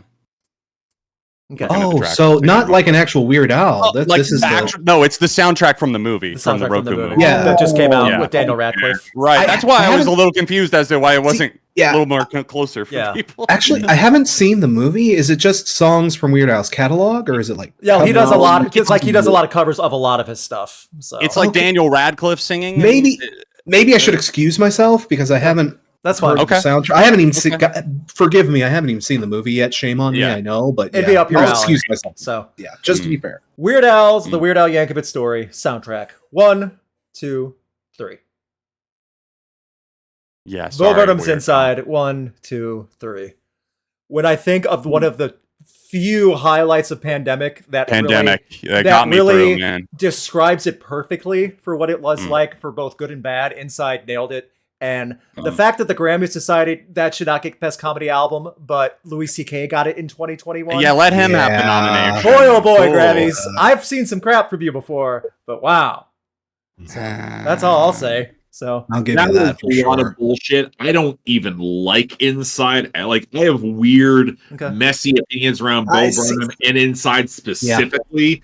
Mhm. Because for full disclosure, my Pandemic albums were in concert "Shape and Destroy" by Rustin Kelly, "We Will Always Love You" by the Avalanches, and Great faces, everyone. that was the start, honestly, though. So yeah. that's the start. I don't put that as a Pandemic album at all. Yeah, that came out, then we went to Pandemic. So Mine is the I counted as Pandemic for the me. Birdwatcher's Guide to the Apocalypse by Seeming, which is this really weird EDM album. That's my shit entirely. The issue I have is that I would put Weird Al on that pedestal, except it's a soundtrack album. Mhm. yeah, no, I get it. Yeah. Yeah. See, yeah, I was about to see because that's where I was going to lean. I was like, okay, Bo Burnham's Inside. I have kind of a messy relationship with it too. I'm kind of, And I plus get it got overplayed to hell and back too. Well, what else were we gonna do in Pandemic? We I didn't only have saw it we twice. didn't have to do CEO Troubadour born in 1964. We didn't need to hear that every 5 minutes. Hey, Okay. Like that's TikTok's fault. That is a okay, yeah, TikTok that is situation. TikTok's And that's fault, your fault for but spending too much time on there. that is absolutely fair. but I it's still have ruined only it heard for that me. song a It's handful still of ruined times. Yeah, it for Crash, me. you're the Yeah. only one in Pandemic that stayed way too much on TikTok. Shame on Yeah, you. right. Oh, yeah. That was just me. That was because Yeah. I'm sorry, y'all. That's an L. Wouldn't for be me. But, yeah. But no, if it were actual Weird Al, it'd be like, oh, this is easy. But again, soundtrack, Yeah. not him actually performing. Again, Yeah. haven't heard it, so I recused myself. But that's where I was. And I will say this, Crash, it would be up your alley. So Here's the thing: you put like the Weird Al album, it becomes like Alpocalypse or like Mandatory Fun. It gets much tighter. even Poodle Running with Hat later Scissors on. even, Yeah. yeah, Even Poodle Hat yeah. has some of that stuff. So Yeah. good suggestion, though. I do get it. That was a fun one because that's something different too. That still qualifies for what we do. Mm. From Cinematic Sterling, Cakes the Distance versus Marcy Playground's Sex and Candy. I haven't heard Song Cakes versus song. Distance in a long time. I'm going to recuse myself. Reluctantly crouched at the starting line. Engines Pumping humming, and pumping in time. The green light light flashes, flashes, the goes flags up. go up. It just sounds like Turning this and too. burning, We're they yearn fuck for off the the cup. Yeah, I They love definitely my maneuver. favorite Mark, thing aren't about you the enjoying Distance is how this? out of sync and stuttered the vocal. no. Doesn't this sound good? Hey, we Yeah, are professionals, everyone. So We are farmers. okay, if you don't want to go, you want to back out, that's fine. Mm. Cake the Yep. Distance. 1, 2, 3. I mean, that kind of gives us away. Oh, okay. Gives me anyway. Yeah, And Yeah, Sex and Candy. yeah. You know 1, what? 2, Mm. 3. Mm. Okay. Sure. I don't fault Why you. not, Go right? for it. Yeah, sure. But I love both songs. I really Oh, yeah. do. I just figured I'll be the dissenter for this one since Mark, you said you're not voting, right? You did Yeah, vote. I don't know Cakes the Distance as well as like I have a weird Were you a relationship. Sex and Candy fan? Man, though? No, like that I'm song? not. Oh. especially as a karaoke guy, you got to get into more Cake, man. It's brilliant. Oh, Cake has Yeah, fun Cake stuff. rule. Yeah. Cake rule. Yeah. Yeah, but Mm. Cake doesn't. Like, you need to have the right crowd for Cake. Yeah, that's true. Well, the crowd that knows Cake, they would go bonkers for Cake, even if they're But not like crazy most about people them. know the You can pull off distance the or even distance. short Most people skirt, know the long distance. jacket. Fine. Yeah. Like, you'd be surprised what the kids don't know. It's Hmm. true. Hmm. Crash, Fair how do enough. you afford your rock and roll lifestyle? Oh. I'd Another- answer, I got a girl with a short skirt and a and a long. I'd answer for it, but I was never there. Jacket. Oh. From Nicholas Oh. Gallagher. Hello, everyone. I pray God is blessing you with a thrilling live stream. Well, thank you. It's my birthday. Well, happy birthday. Hey. So to Happy celebrate, birthday. here's some funds and a triple threat, the rare triple threat that we usually don't do, but it's your birthday, so we'll let it go. Okay, for your birthday, sure. For your birthday. Best Why not? version of a cover for Enjoy the Silence. Best Enjoy the Silence cover by Depeche Mode. Okay. Breaking Benjamin, Okay. Anberlin, Lacuna, Coil. Those three covered it. Okay. Ooh. Oh, I'm surprised they didn't throw in the Mike Shinoda remix too. Yeah. That is also on that. Man, that song's been covered a lot. It has. Yeah. So Yeah. His was more of a remix though, so I get it. yeah, Breaking Fair Benjamin, enough. Anberlin, Lacuna, Coil. 3 choices. Okay. I got an answer. I do too. I got one. I think I got one. Mine's kind of a Sure. runaway. Breaking Benjamin, in order I see them. Breaking Benjamin, 1, 2, 3. Wow. Yeah. Okay. I Okay, had a yeah. feeling. I'm glad I that had we a got over feeling. that speed bump. I'll save the impression until we get 150 likes or so. God dang it. Okay. Anberlin, Run up those likes. 1, 2, 3. I mean, This is- I Fair. know. Was this, I did you say know. Anberlin? The audio cut out Anberlin. from me. Okay. Good. Yeah, he said Anberlin. Anberlin. He said Okay. Anberlin. And Lacuna, I get Coil, Yeah, I'm 1, here. 2, 3. It's. I I'm get looking it. cool. I get it though. It's It's a good great. cover. It's No, I love great. them both. Yeah. Good shit. Yeah. Good It is. Mm. No one voted for Breaking Benjamin? Shocker. Very Wait, what would fast. it shit. sound like if they did cover it? I don't though? know. I haven't heard that cover. Can anyone help Dang me? it. No. I've heard it. It's bad. It's bad. If only I knew someone that knew Ben Burnley's voice. I like, and the thing Wow. is, it wouldn't even be a great impression because it's been kind of trying to kind of hold back, but he's still got that enjoy the silence. Like he's still boomy. He's too boomy about it. I can only say one. You're not straining enough while you sing it also. Yeah, no, but Yeah. he doesn't strain. Very Talk quick to Ben poll. Burnley. Very quick Talk to poll, Ben Burnley guys. for not going. We're only having this for a Can few I- seconds. Run up the votes. Go ahead, Can I Mark. make one thing abundantly clear? And that is neither of these covers are as good as the original. No, No, they're Hell not. no. absolutely No. not. Absolutely Hell not. no. No. way. But if Like, you're going to make let's me just- choose, yeah. I mean, like, yeah. Violator is a fantastic album. Like Depeche Mode, their Mm. run from like 86 to 95 is phenomenal. It is. And Dark, like they got music for the masses. Violator. What else Violator, was yeah. during that era? Black Celebration. yeah, Black Celebration was arguably their tipping point to goth, which was phenomenal. Even though I think Songs for Construction's up there too. Yeah. And like again, like the thing is that I often like I got introduced to the Lacuna Coil one cover very, very early. I'm talking like my teenage years. I found that on a LimeWire like Oh compilation. yeah. Oh, yeah. I think that's how a lot of people found That's- Lacuna Coil. Yeah. It was that perfect. It was that perfect That's how I time found frame. them. So yeah. Pretty that Yeah. would track. Oh, I I got knew them. mistaken for like With Them Temptation and Nightwish a lot. Yeah. on Yeah. It's like the Joe Budden factor where every bad rap song that you were looking for was Joe Budden. Yeah. Like, Yeah. To the more of poll. this. Looks like it Yeah. is going to be a win for Lacuna Coil as it tabulates. 64%. So almost 2/3. And Berlin deserved better. I'm just gonna say They it. do. I will say Anberlin. It is kind of just an Anberlin kind of take on it, but they do still do a really good job for it. Stephen, what's his face? Their lead singer has a Christian. great Christian. Yes, Yeah. Christian Yeah. has a great voice for it. Yeah. He absolutely does bring it. Not to say Lacuna Coil. Again, to kind of echo what Mark said, the only reason I didn't vote for it was because I couldn't remember if that was Lacuna Coil or Within Temptation or freaking. Fair. Neither could LimeWire. Yeah, Yeah, I couldn't. Yeah, I couldn't tell you. I attribute I have to- that cover to a million different bands. I have to break to tell you the update that happened today. This is perfect news timing. Anberlin announced a tour for 2024, but Stephen Christian has to take a break. So you know who's covering to fill in singing for Oh. Anberlin on tour? You'll never guess. Axl Rose. No. Well, Oof. he can't even play. He can't even sing at his own shows, let alone someone else's. So Brian Johnson from AC/DC. no. You're still... Trying to think. Maddie Mullins from Memphis Mayfire. What? That's gonna ruin them. I said the same shock thing. What? When I saw it, At least it wasn't Maddie Healy. no. But they We're made it. doing Maddie's. Anberlin posted a video about it. Yeah, that's gonna happen. I really want to hear what this guy does to Unwinding Cable Car. I don't. That's going to be Crash. interesting. Feel Good I Drag. want to hear Feel a Good day Drag late. by Feel Good Maddie Drag is Mullins. not a metalcore classic. I don't know. It's just not. Am I the only one who thinks it's a really bad fit? Oh, it's an awful. Oh no! It's weird. It's a weird fit. weird. But they Yeah. are. Like, they already bringing announced up- it. It's like, happening. It's like bringing the glass slipper to Cinderella, and it's like a size 15, and she's a size like 6. You know, and it's just like, well, this doesn't fit. no, Why it is does Maddie fit. Mullins- It Well, does fit. It's Cinderella. It fits. It's more like maybe it could work, but that would have been like way towards the bottom of my first handful. I don't know. It would have been like if. It's hard. It's hard to make a comparison. Hit me, so yeah, we'll it's move hard on. to make. It's hard to make a But there's- comparison. Yeah. Don't It's you weird. think It's a weird choice. if Memphis may fire him, then isn't Anberlin definitely going to fire him eventually? If Memphis may fire, Hackety schmackety do. Let's move on.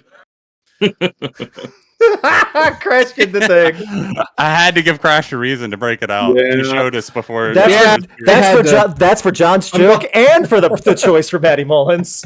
Why? You know, yeah, that's appropriate. That's Why? appropriate. From Bran M25. Okay, Better Lovers versus Johnny Booth. Both released Ooh. fantastic core music this year. If you're not familiar, that's Hell yeah. fine. Not Okay. familiar with Johnny Booth. I may have to Okay. recuse myself. Okay. Good shit. Apologies. Okay. John, we'll do it quick. Okay. Better Lovers. 1, 2, 3. You know what? I did like Better I'm Lovers. going to be I the did like dissenter it. here. I'm That's going to fine. be the split because it's tough because one's a 4-song EP and the other one's like a 12-song album. Correct. So- It's very unbalanced, but Yeah. and Johnny Yeah. Booth 1, 2, 3. Make sure you give the thumbs. Yeah. But with Better Lovers, we'll even do a poll for this one because I don't know if many people do know, but check Yeah. out Better Yeah. Lovers and Johnny And Booth. check out Johnny Booth. Yeah, Yeah, both. good stuff. Moments Elsewhere, their album. Yeah. One of my favorites from the core world. And for Heavy those who core are, this year. and for those who are not familiar, Better Lovers is a supergroup with the singer of Dillinger Escape Yeah. Plan and 3 former members of Every Time I Die. Every time I die. Yes. Yeah, that much I Yep. remember. Yeah. so- Yep. Okay. Is Johnny Booth like the other side of that split, or is that just a completely different thing? Different. No, Okay. it's just a Different no, thing. it's just a Gotcha. metalcore band. Yeah, I had no idea what this is. From Chris Doman. Hey, Chris Doman. Fun. Fun. Fun. Oh yeah, Oh, fun. Fun. Yeah. Wow. Yeah. It's been a minute. It has been. Been a minute. It has been a minute. It's been 11 years since their last album. I know. That's crazy. Quite a It's few been minutes. a while. Hmm. 1, 2, 3. Sure. I can't be Yeah, mad at definitely. anything Fun's done. No. Come on. Come on. No. No, not at all. Not at all. Mm-mm.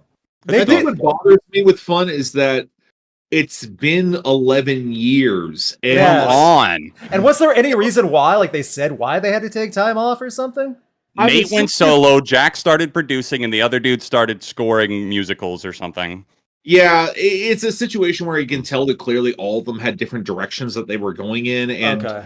it's kind of heartbreaking because I think Fun had multiple great albums that we never got from them. Like, Yeah. England Night is great. Some Nights is great. I think that there was potential there that like they just got way too successful in their own. Well, let me rephrase that.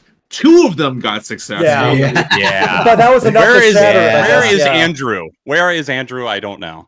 Of all the people who you figure would be successful, Yeah. it's weird that he wasn't one of them. It is. It's weird that Jack Antonoff was the most successful. Yeah, right. Yeah, He that's was not the also lead of the crazy. band, too. He was not the most successful No, member but of the he band. had been so- in other bands before, so Yeah, like if you heard Bleachers, you get it, but at the Yeah. same time, even But Steel like- Train. Yeah, we weren't expecting Bleachers. We didn't think Yeah. Bleachers was going to be as good as it was, but True. well, I don't think he was expecting Bleachers to have the longevity that it did. Yeah, I Like, thought it was yeah, just going to be a same. one-off or maybe 2-album thing that fizzled Same. out or something, but Yeah. they're still going.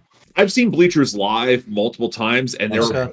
they're kind of fucking phenomenal. they Okay. bring it. They do bring a Fun- show. I recommend Well, seeing Fun them. was always good live too. I saw them at like 3 different festivals somehow in the same year, and they Huh. were really good. They put on a good show. Fair enough. Yeah, Good suggestion. yeah, Yeah. yeah. Fun kind of rule. You I see miss how them. nice the streams are and people actually give good suggestions? Yeah, You I see know. how that works? Aim and Ignite. Check that out if you never heard it. The album before Some Nights. That album was so good. That is So good. underrated. Walking the Dog, come on. Underrated. Yeah, yeah. That Oh, album doesn't get All its the due. Pretty Girls on a Saturday Yeah. night or Yeah. whatever it's called. Yeah. Our Lights was great too. Yes. From Red Vince, Halestorm song versus song, Love Bites, So Do I, versus Here's to Us.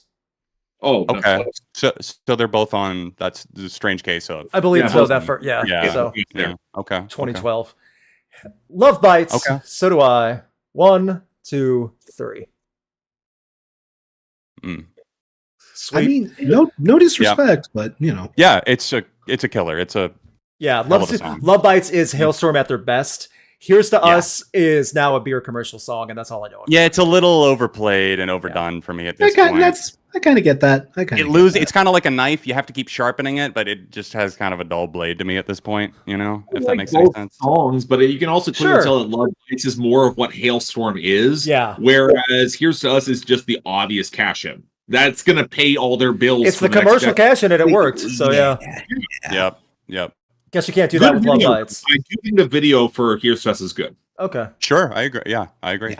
Before we go to the next one, any bets on the next Halestorm album being a barn burning, return to form, happy chance? It depends on the producer.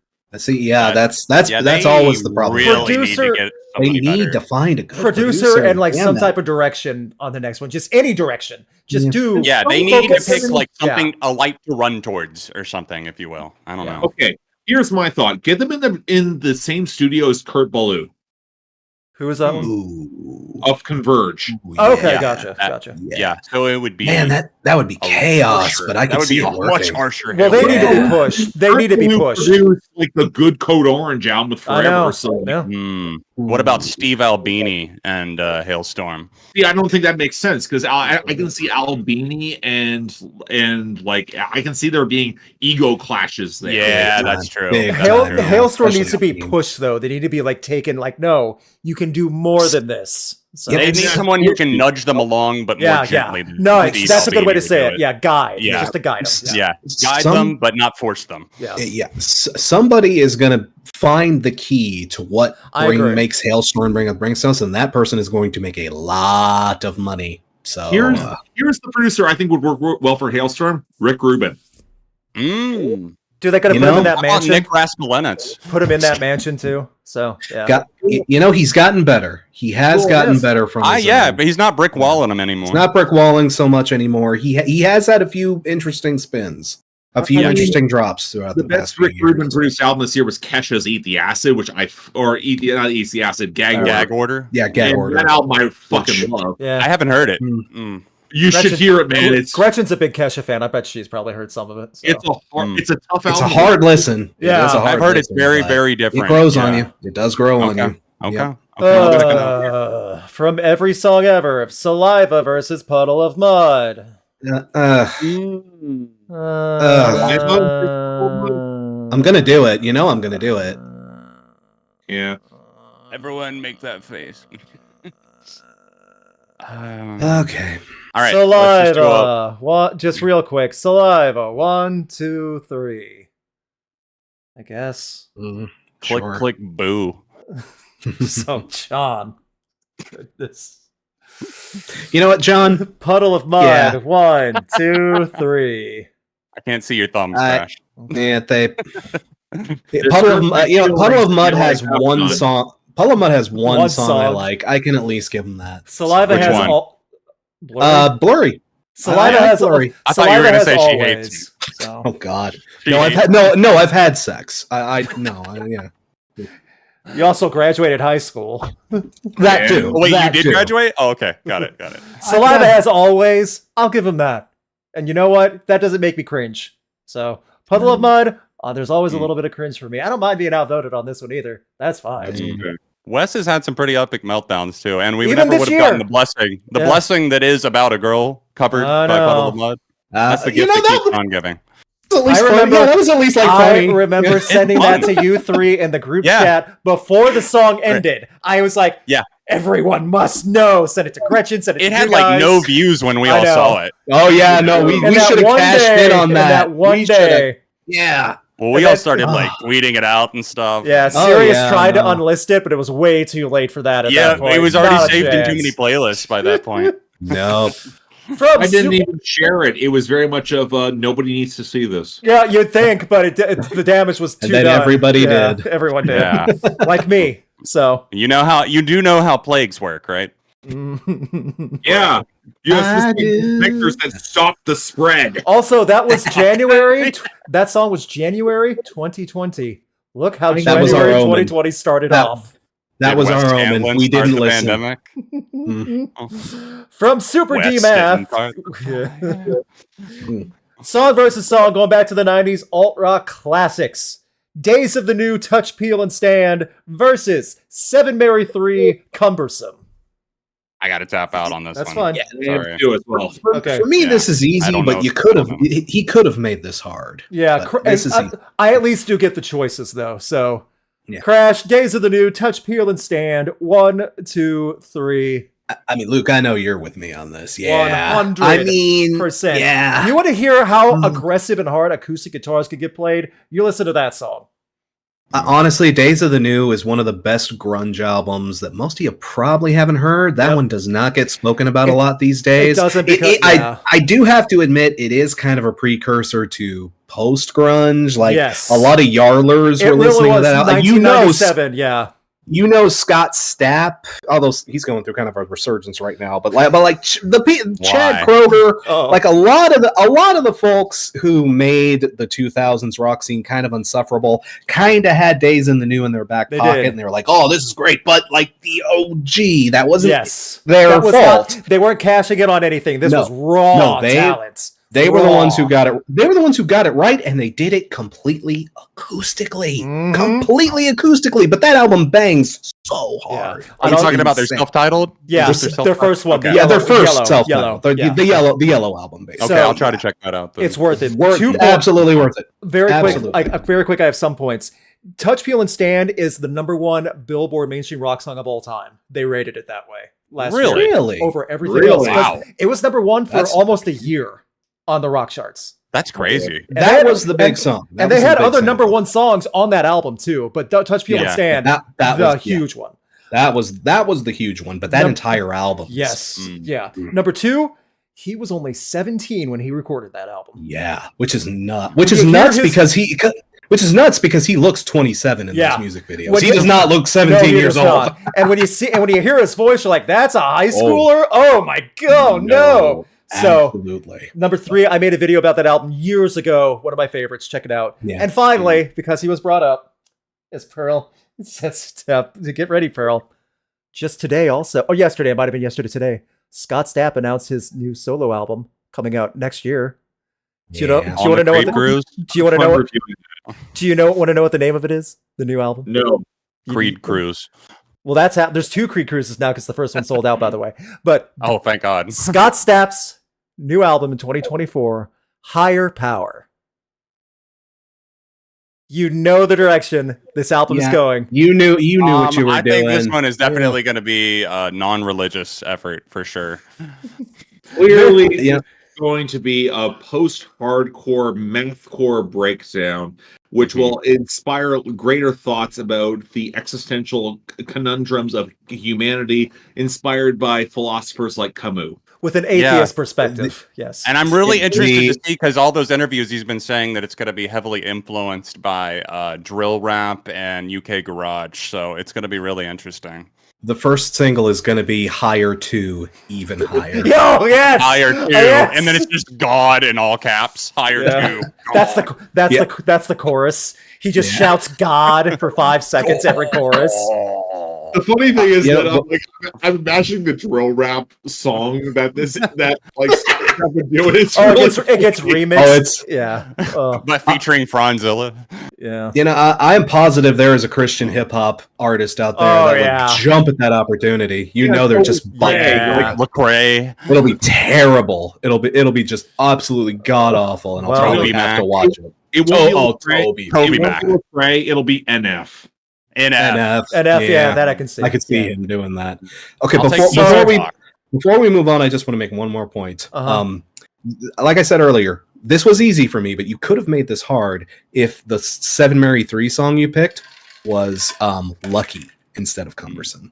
Just going to throw that out there. Good one. I'd still go for Days of the New, but I'm biased. Adam B. Creeper versus Ice Nine Kills. The reason he says Halloween vibes and campiness. I mean, I get it. I get very, I do very, get it. It's very fun. Good choice. New Creeper album, and I want to hear it. I was about to say, it's going to be hard for me to answer before I've heard the Creeper Halloween album for Friday the 13th. I've already heard it because I already heard it, so I can give a proper answer. I'm not jealous at all. You don't have to wait a day. Creeper. 1, 2, 3. I mean, they're winning anyway, but whatever. Yeah, Ice Nine Kills is great. Yeah, Great. but Creeper. I really don't like their early stuff. Was a bit too seen for me. Even they admit it. All I'll say this is just very quickly. The new album, my opinion, and I've already told these guys this, the new album, Sanguivore, is full-on rock opera fun. Okay. It's exactly what Creeper should be doing, and they ride that train. That's all I can say. How long is it? Happy to see they got there. It's fairly Happy to see they got long. there. I'd have to look up the thing again, but it's not a short out. It's longer than Eternity in Your Arms. Okay. The If first, anyone can do that right, I do believe the Creeper first- can. The first track is like 7 minutes. So Luke, Oh, wow. I have to ask, did the production get better? yes. Oh, thank God. Yeah, Mm. yeah. That was also a problem I had with their last record. On the but, last like, one, yeah. on That the was last their one. But, and like I'm just coming out of Sex, Death, and the Infinite Void to this is such a stark difference. Even the Midnight EP in between there. Not that that was bad, but it No. did have some production issues and stuff. Same that I thought problems. could've- Like it was the same issue. Like Sex, Death, in the Infinite Void. I adore that album more than I think anyone else does. But like I thrown on me a lot. Yeah. But here's the thing: like that is the album. I'm like, I want Josh Ramsey producing this. oh my Now God, that would be fucking fun. Oh, I do in hope that you like the perfect new album. world. I do hope you like the new album because I'm gonna feel like a real sucker if you don't and feel bad. But Yeah, well, imagine we all hate it. You all hate Fair. it. I think you guys know enough though. Creeper's not gonna full on trash your thoughts on him. So No. yeah, I would They highly always doubt bring something interesting. and this is what I that don't know. is. They So. broke up for like an extended period of time just to troll everybody. Like, Yeah, that is new it troll. really a troll or were they really that broken down? Because I can go either way at this point. I think I it's can maybe a go either way combination. too, but it pissed me off so much. Oh, I that remember I'm us in the chat when we saw that. Like, what? We're like, they're killing the band off. It's like, oh yeah, I was heartbroke. Yeah. Heartbroke. like, We did have a little group cry we session. did. Yeah, We kind of did. It was more like we It was like a grief was a share, but morning. also just like confusion. We were like, "What? How? But what? No, it's eternity. No, what?" So Oh yeah. from You Blue, said forever. from Blue Cat 42. Hey, Sapphire. Cranberries versus Chvrches. not fair. Not fair. I'm sorry, the audio cut out for me. What was it versus Cranberries? Chvrches. Chvrches versus Oh my God. Yeah. Yeah. See. Why? Yeah. Who Not fair. sent this? A great Oof. supporter of mine who did Ah. it. Some hearts are gonna get broken on this. Damn one, I you. can already tell.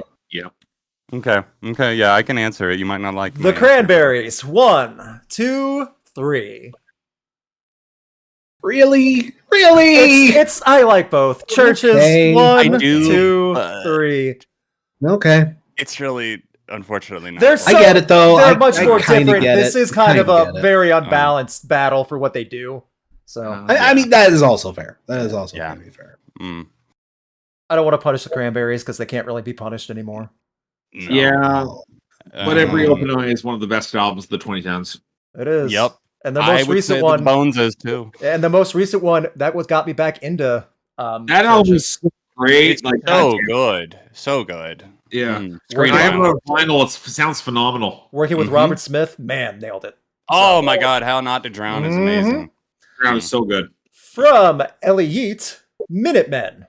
I have to bow Oh. out. Yes. Minutemen. Is Oh. it the Disney Channel original movie? No. They're actually. I hate You're to compare them to inside this. out. Go I hate to away. compare them to this, but this is the thing most people will know them for. They are the band that did the Jackass theme song. They're so much more than Really? that, but Oh, no, Corona. That song is called Corona. It's by Yeah. the Minutemen. Okay. Yeah. Okay. Yes, they are so much more than that, Okay. but Okay. most lay I will- people I would will probably cap that's out where for they now. I are. have to cap out too because I didn't even know Okay, that Mark. either, so Mark, you and I got this, one, right? two, three.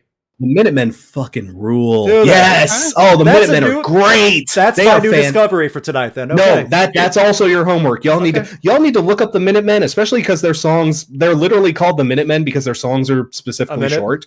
Oh. Yeah. Oh. Okay, yeah. But no, Smart. okay. Your homework, aside from the thing I said earlier, double nickels on the dime. Yeah, look up double nickels. That sounds Double familiar. nickels on the dime. I Yeah, know, that's that also phrase the sounds album familiar. Corona I is did on. Okay. an entire video on Yeah. how Double Nickels on the Dime is one of the best hardcore punk albums of the 80s. I was going to say Oh, that yeah, title 1984, sounds familiar. Maybe that's 1984. something. Maybe because you were 1984, talking yes. about it. Yeah. Okay. It is a 4-disc album, and it's all incredible. It's all great. okay. It's big. It is a beefy listen, but like, yes, it's worth. If it's every worth it, single I Yeah, don't but I'm care. noticing the Days of the New is an hour 10, and this one's an hour 14 for double nickels. You know what? They're Yeah. worth it. Yeah. They're worth it. They're Oh, both yeah. great. They're They're good. both Yeah, fantastic. you'll be well worth it for those. You will so. be well. Yeah.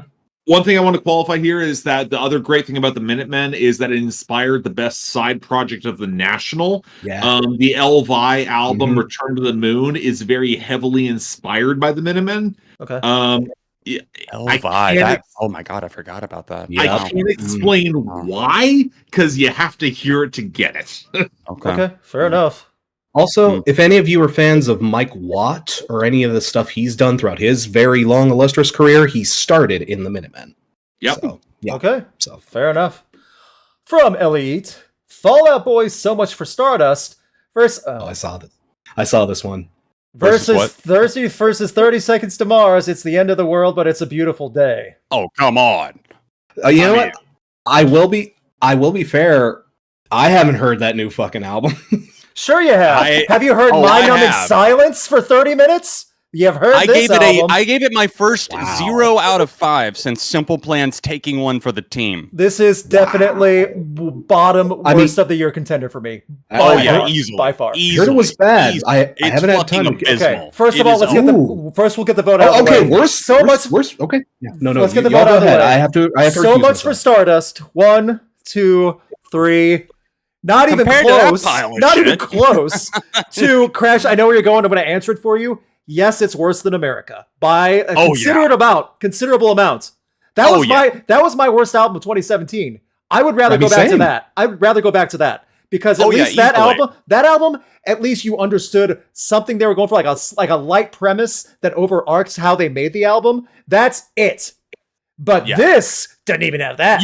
There is no pulse on this album. It is the most lifeless corporate. At least America has Walk on Water, which is a song I unironically really like. There might be a shred of a moment, but no, this doesn't even have the identity. No identity. This, I said in my short review, this was music to be licensed commercially for car commercials, I saw that. just to play in the background. Exactly. It's I had a cut joke. Yeah. Go ahead. I had a cut joke from my review that I was gonna say we're gonna sell so many fucking Jeeps this year. I mean, when you hear it too, the album's barely 33 minutes. It feels like an hour, and that is not an exaggeration. It's a labor. It's a slog.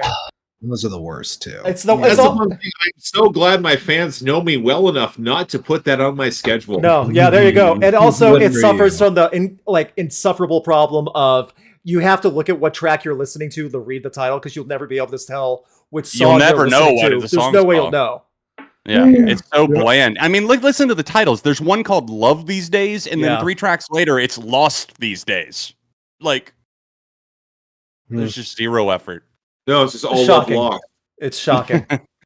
Just such a non-pretentious guy, that Jared Leto.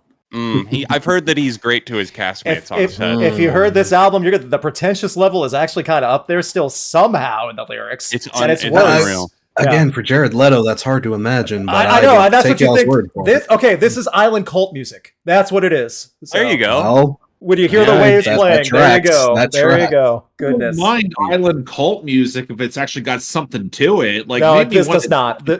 No, you will swim for the ocean if you hear it. You will get out of the sand and just swim to open water. I've heard the album. It's atrocious. There's a reason I didn't cover it. Fair. Okay, good. So Crash, you're the only one. So review win. Yeah. When I get a fucking minute. I don't want Crash's first video back to be that. Sorry. Yeah. No, I mean, no. I know some of y'all would like that, but I wouldn't like that. The new Svalbard album is right there. Listen to that. I know. Mark suggested that to us. You know what? We're gonna check that out. Oh yeah.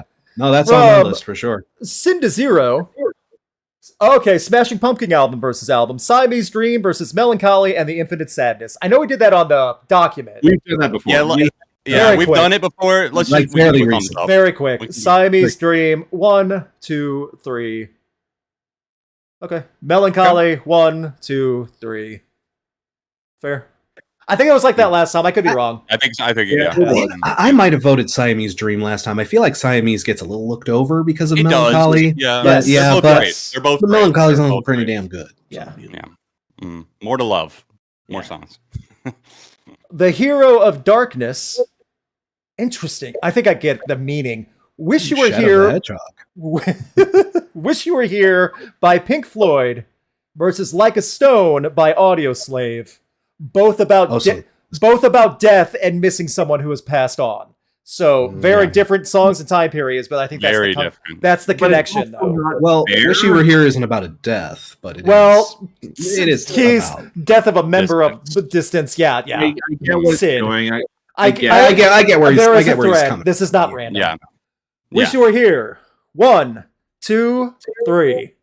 And it hurts because Like a Stone is one Yeah, of my favorite. I love Audioslave. Audio Great Slave. track. That Great first track. Audio Slave album I love, but yeah, you're not topping Wish You Were Here. Not even You're close. not. way, You're no not. It's way, the best no thing way. Pink Floyd ever did. That The- record. Yeah. So. Yeah, the only But- thing that could ruin it is if Roger Waters decides to re-record it, like he's done with some of his other Oh stuff. my Don't god! I saw that at the you record fucking store the dare. other day and wanted to Don't scream. do that. Don't put that in the universe, man. Don't you No, dare. no, Don't but you I dare, listened Raj. to Money. Somebody sent it in on stream. Somebody sent Money, the remix, and I wanted to throw my computer through Isn't the it fucking horrendous? window. It was It's horrendous. awful. Yeah. It is awful. And It he's- made me and he irate. put work into it. Like he's putting I work into know. do all this. That- And it's that ugh. deep, almost like Gollum type of voice or something. Is- I know. And David Gilmour's just sitting back going, uh-huh.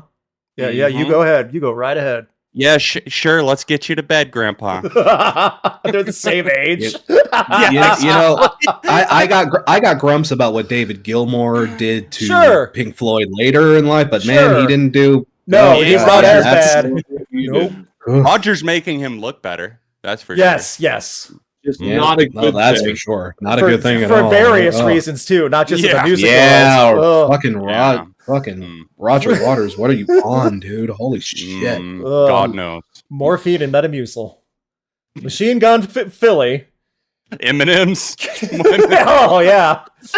Machine Gun Philly. Oh, okay, this is a good one. We haven't done this.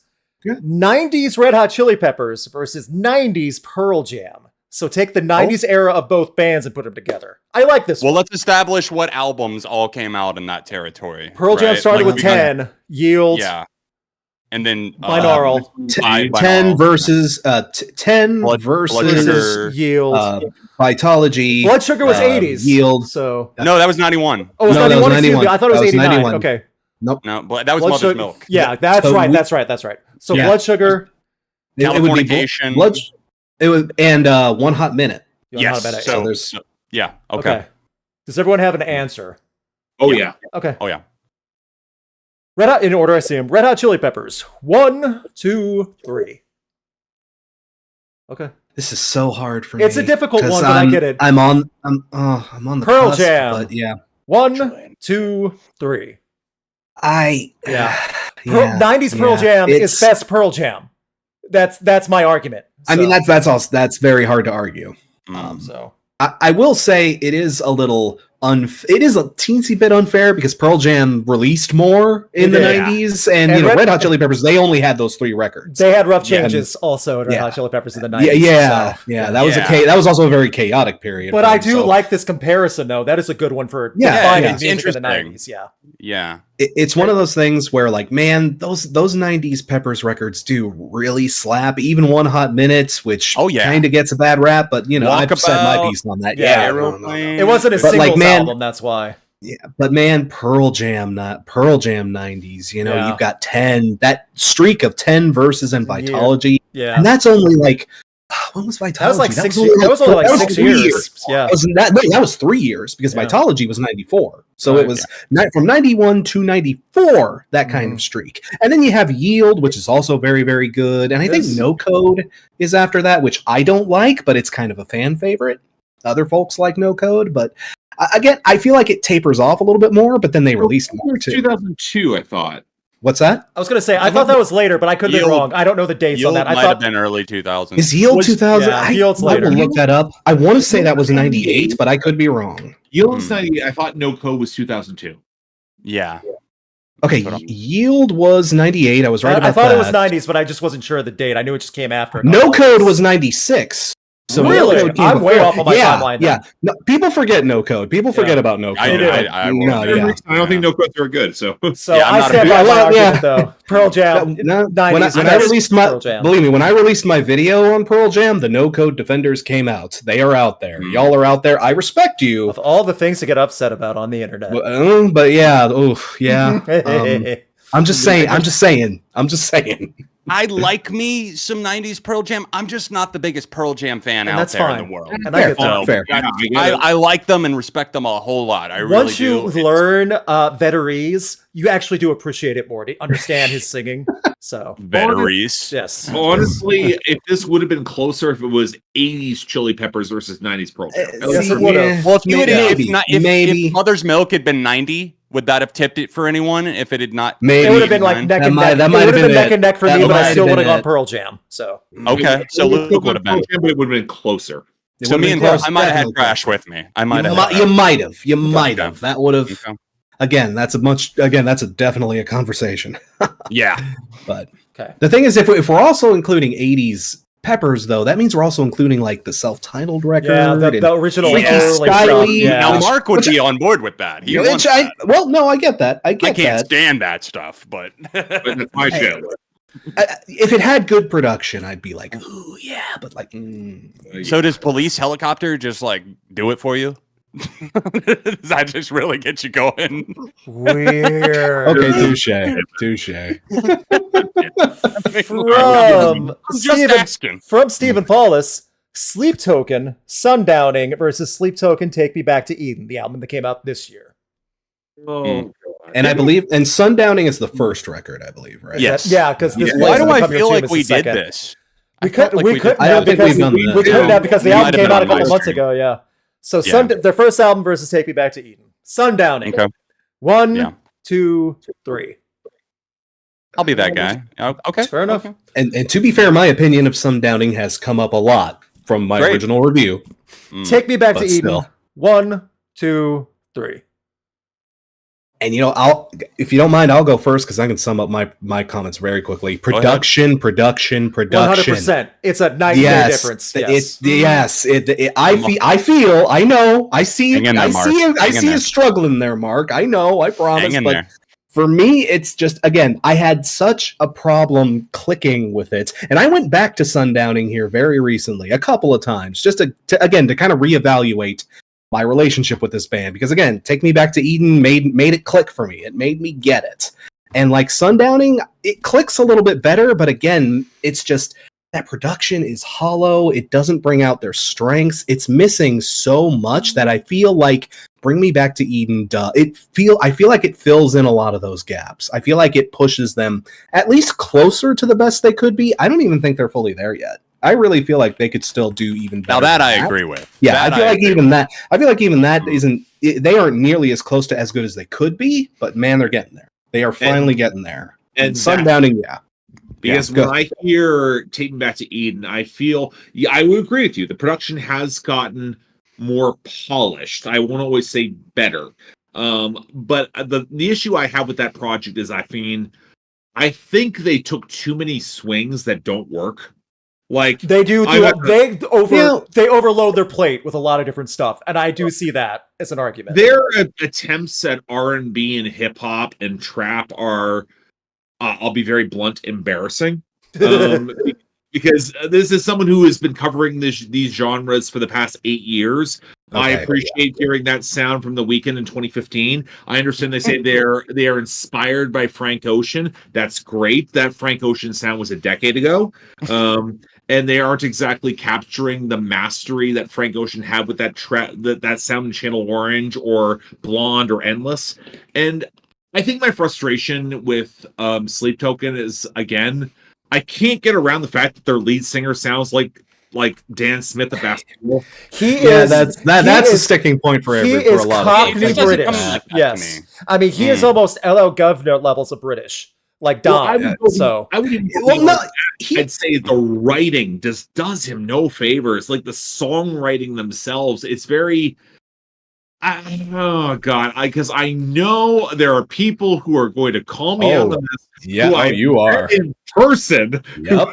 Yeah, but again, it doesn't work for me. I get the appeal of it. It just fundamentally clashes with me on a fundamental level. And that's fair if it's not like if it's something not for you, because this is a complex album that does a lot of different things in many different directions at the same time. But I would strongly push back. This is complex. I would say this is very. I'd say this is a sound in its own lane. It's doing its own thing. Okay, that's fair. Sure. That thing is not my thing. I don't think there is a level of complexity, and I think there's a lot of songs that go long that disguise their complexity within their transitions, where I don't think there's a lot that's going on within them. Okay. See, my thing, though, with Take Me Back to Eden, I'll go to the second point of this, but with Take Me Back to Eden, this was some of the writing, especially some of the song structures from Aqua Regia to Vor. Vor is my favorite song off that album. And hearing that and go that direction, that's when I saw such a shift in so much. And then you have the Summoning, which by all logic should never have worked as any type of single on radio play ever, ever, ever. And it's still blowing up on TikTok now. People are reacting to it. There's so much to dive into with Take Me Back to Eden. Just as you don't judge anything on TikTok at all. Okay, even for TikTok, I gotta say, seeing Sleep Token blow up there is still mind-boggling. Even for TikTok, for TikTok's chaos, that kind of chaos doesn't make sense. And it blew actual success. It blew up. I mean, I'm talking like gargantuan atom bomb.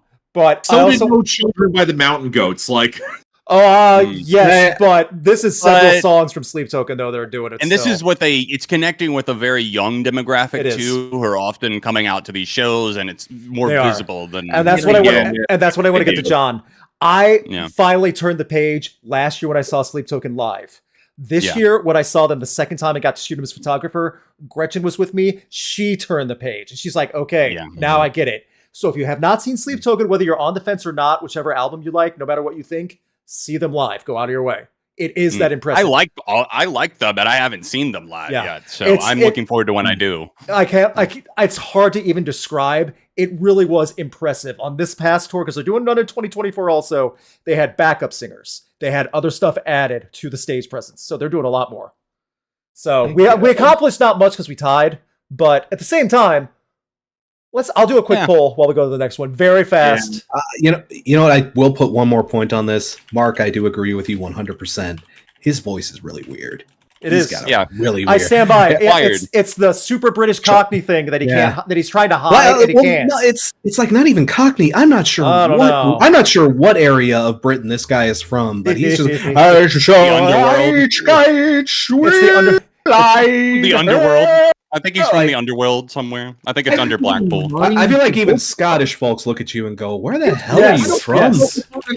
I get what the vocal tone is trying to do. I just think that combination with the R&B hip hop elements is just a very, very stiff element. It doesn't feel like it's got the groove, because I'm like, okay, I've heard this when The Weeknd does it. And The Weeknd has so much more command of groove and a much more expressive voice. I'm not saying Sleep Token's the best at everything they do. That is not an argument for Take Me Back to Eden. I just enjoy the album more as a whole, and I don't know. Yeah, I think it's just one of those things that doesn't change the game, but it just really satisfies a lot of different cravings that I think a lot of people have, and it's filling. I don't even know if it's a niche that they're filling, but maybe it is. They're filling that very well, and it's becoming more than a niche. And I think a lot of people, this is going to be a gateway band to heavier stuff, much like Slipknot were. Much like Slipknot were in the 90s. And it works for that. 2000s. Yeah, it works for that. So the thing that annoys me is that I see a lot of gateway bands, and I see people stall out with said gateway bands and never get on to hear the more experimental stuff. Fair, that's fair. I wish if they would, but at the same time, like. You know what? If Sleep Token gets them into more, I can't begrudge them that. Yeah. And I think that's a safe one that can happen for that. So we are 11 minutes past. You guys want to do a rapid 10 minutes of rapid fire? Sure. Let's do it. Sure. Yeah. Let's do it. We will do the super chat. We'll give our thoughts on this stuff. You guys know we're good for that too. If you wrote some stupid jerk comments, that we're not going to hold back on that either. Gretchen, thank you for deleting Especially stupid Crash. jerk. Crash, watch out. You know I'm not. Alas. Gretchen, thank you for weeding out some of the idiot comments, because there haven't been many, but there were some that needed to be weeded out. So thank you. We appreciate you, Gretchen. Yes. Gretchen. So, Sorry. from Tom Randall, Blink-182 self-titled versus Enema of the State. Oh, Hmm. okay. Oh, okay. Not a Not bad to be one. that guy, but it's the untitled. Ooh. Well, it said self-titled on the read there. So you're correcting the person that gave the super chat. Yeah, I'm Maybe. right. Yeah. Blink-182 self-titled, because that's what it says, untitled, whatever. 1, 2, 3. Okay. Really? That was Oh, okay. still- I was yeah. like, really? We're not Oh, gonna, for sure. We can't do I'm votes on sorry, this. I was a little. There was a too little many. bit of a lag on my end. Enema sorry. of the No. State. 1, 2, 3. Interesting. Just by a hair for me. And I do. Yeah, I listened to both of these in the past week, and they both have, Yeah. Both good. yin and yang in a way, but they They're both, they're- for me, yeah. hold up. They both Very, feel like the diff- identity very of different Blink. records, but they are very good. And I won't speak Yeah. for anyone else. I've enjoyed the singles from Blink-182 so far off this new album. Oh, I'm sorry, but I've loved them. I have loved them. I've enjoyed and them. So I'm very, very happy as a fan. Hit and miss, personally. Some of them have been good. except others I've not had the first lost. one, not edging. Everything else No, after not edging. everything except Edging for doesn't. Edging. Edging does not count. But That everything was else. last year. Yeah. Smash Mouth album versus album. Fush You Mang versus Astro Lounge. Parentheses for Steve Harwell because he passed. R.I.P. Steve. Which Yeah. one had Walking on the Sun on it? Fush You Mang. Fushi Mang, yep. Mhm. Fush You Mang. 1, 2, 3. Mm. See, yeah. Okay. Astro Lounge. It's close. 1, It's close. 2, 3. I was gonna say, yeah, Fushu Mang is underrated. I don't think a lot of Yes. people don't talk as much about Fushu Mang. But Mm. Astro Lounge, even with the memification of All Star, there's just a lot of really catchy bops on that. There It's are. worth looking up that entire. No, yeah. it is. Those for sure. Those two albums both are underrated because they're not That- remembered that- for what they are. honestly, but Fush You yeah. Mang, but really, Smash Mouth had an attitude and energy and force on. Yeah, Fush You there was Mang. such a. It was. I had forgotten how much attitude was on that record, Yes. and I listened to their whole early catalog after Steve passed, and I was reminded. It was of not just Happy Bubbly how- All Star, and No, that's what I it's think people it's realize. kind of a badass album with It is. a real groove to it. It's kind of funky. It's Yeah. very much personality driven. And then I Shrek, really like. and then Shrek came along and kissed that goodbye. Yeah, You no, know, I'm a believer. I love It's, Shrek, you know, so It's me not, too. you know, it's nice to see people rediscover these albums here recently. Yes. Good on Yes. you, Yeah. folks. Rest in Yeah. peace, Stephen. Mhm. Mm. Yeah. From that guy I don't like. That's the name of the account, not me saying I don't like this person. That guy I don't like. Trans-Siberian Orchestra. Okay. Okay. It I does can- count under the umbrella we're doing. Sure, So Yeah. 1, 2, 3. Yeah. Not Why an not? enthusiastic Oh, thumbs up, no. but I always love Yeah. putting them on at Christmas. Yeah. Sure. Are you gonna Yeah, hate? sure. Does- Once a year. Is there really someone angry at Trans-Siberian Orchestra?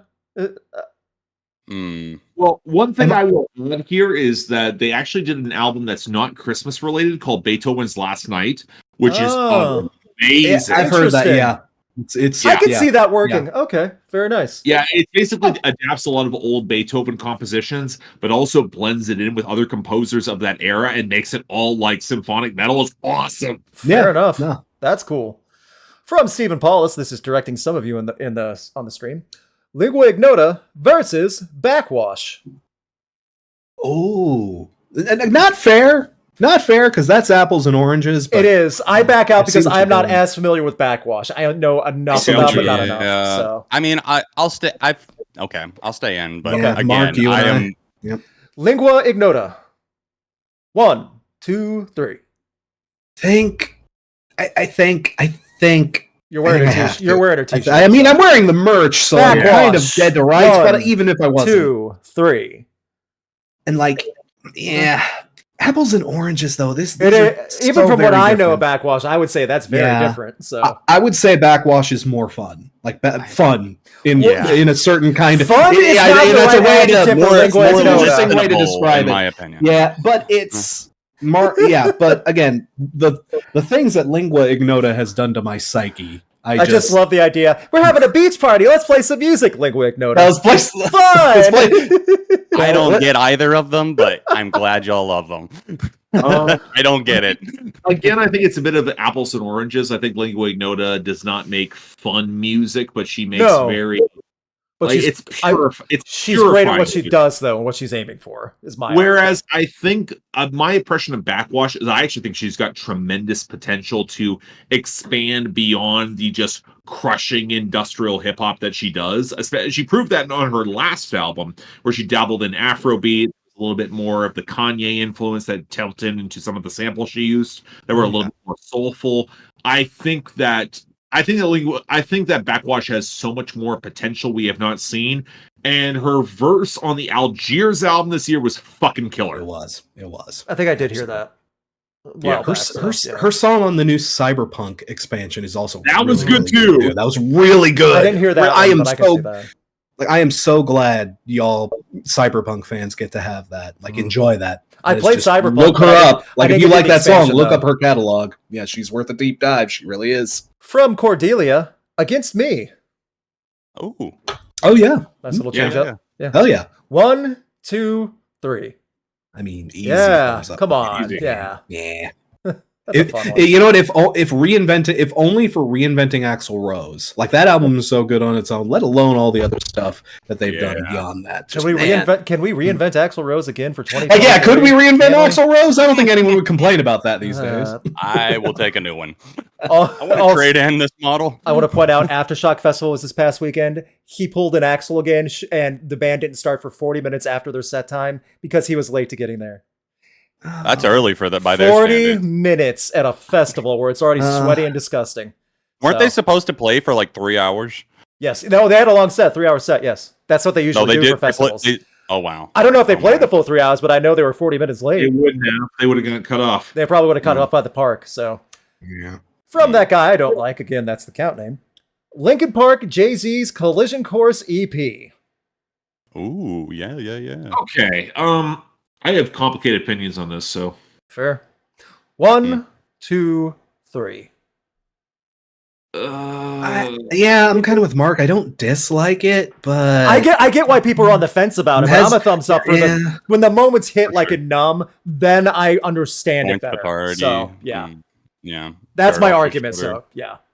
So. It works for what it is. I think that it's desperately in need of a remix/remaster. Remaster, I'm with you. Yeah, I'm with you on that. It feels its time very well, and Very also I feel a lot of much the stories behind the scenes where Jay-Z didn't get like a time of day, right? Which is so weird, but that's I didn't know Jay-Z. that. Yeah. Well, no, that tracks for Jay-Z. It does, yes. It tracks for Jay-Z in that era. It tracks for Linkin Park in that era. It was their debut. It was right after their debut. It was right after Meteora. So yeah, it was after Meteora. No, it was after. No, it was in between. Yeah, it was in between Hybrid Theory and Meteora. Numb wasn't out yet because Numb was on Meteora. Oh right, yeah. It was after second Meteora. Oh, okay. It was, maybe I'm wrong. I about think that. this came out in apologize. 2004. I think. Okay. If anything, gives Jay-Z less of an excuse because, like, if it's outside of the blueprint range, and he was more in his, I'm going to sell out judiciously and do songs with Beyonce. Like, hell yeah. It worked out for him. I can't argue his success rate for that. So I mean, of course it did, but at the same time, like, that was an opportunity to do more, and I don't think it pulled. That I can agree with. It was not a masterpiece, but at the same time, when it does hit, it hits well. So yeah, I don't think it's a masterpiece, but I do think that I like it more than any of you guys seem to, because I don't know. To me, it's kind of perfectly imperfect, and it doesn't detract or erase the original tracks. It's usually like kind of a cherry on top type of thing. Like if I'm listening to that early stuff, that's fair. A nice throw little, that in rotation a nice little on top example. of it. Yeah, Joan, and the CD, I do have a CD copy. It's mastered a lot better than the streaming. Yeah. John, did you ever hear the Grey album? The Grey album. That's the Black album and the White album, right? Oh yeah, for the Beatles and Jay-Z. No. Oh, that's that is the Grey album. That is a Grey album version. I also know there's a Grey album remix, if I remember this correctly, and this might be something weird that I found on torrents back in the 2000s. I remember hearing a Collision Course remix by Danger Mouse. Ooh, now that's up my alley. I'm a big Danger that'd be Mouse fun guy. I like him a lot. Yeah, and I remember that being really good. And I know Danger Mouse was involved with this. I could be wrong on the details. I'm almost certain I'm wrong on the details, but I know it was tied in with that collision of like overall things that happened. Yeah. So. I'd also like to say you were talking about remastering this one. Mike Shinoda can do it. He's proven he knows how to remix anything. So Yeah. True. That's true. from AJ Kaimi, Whitechapel versus Code Orange, Deathcore versus whatever you want to call Code Orange. A little of everything.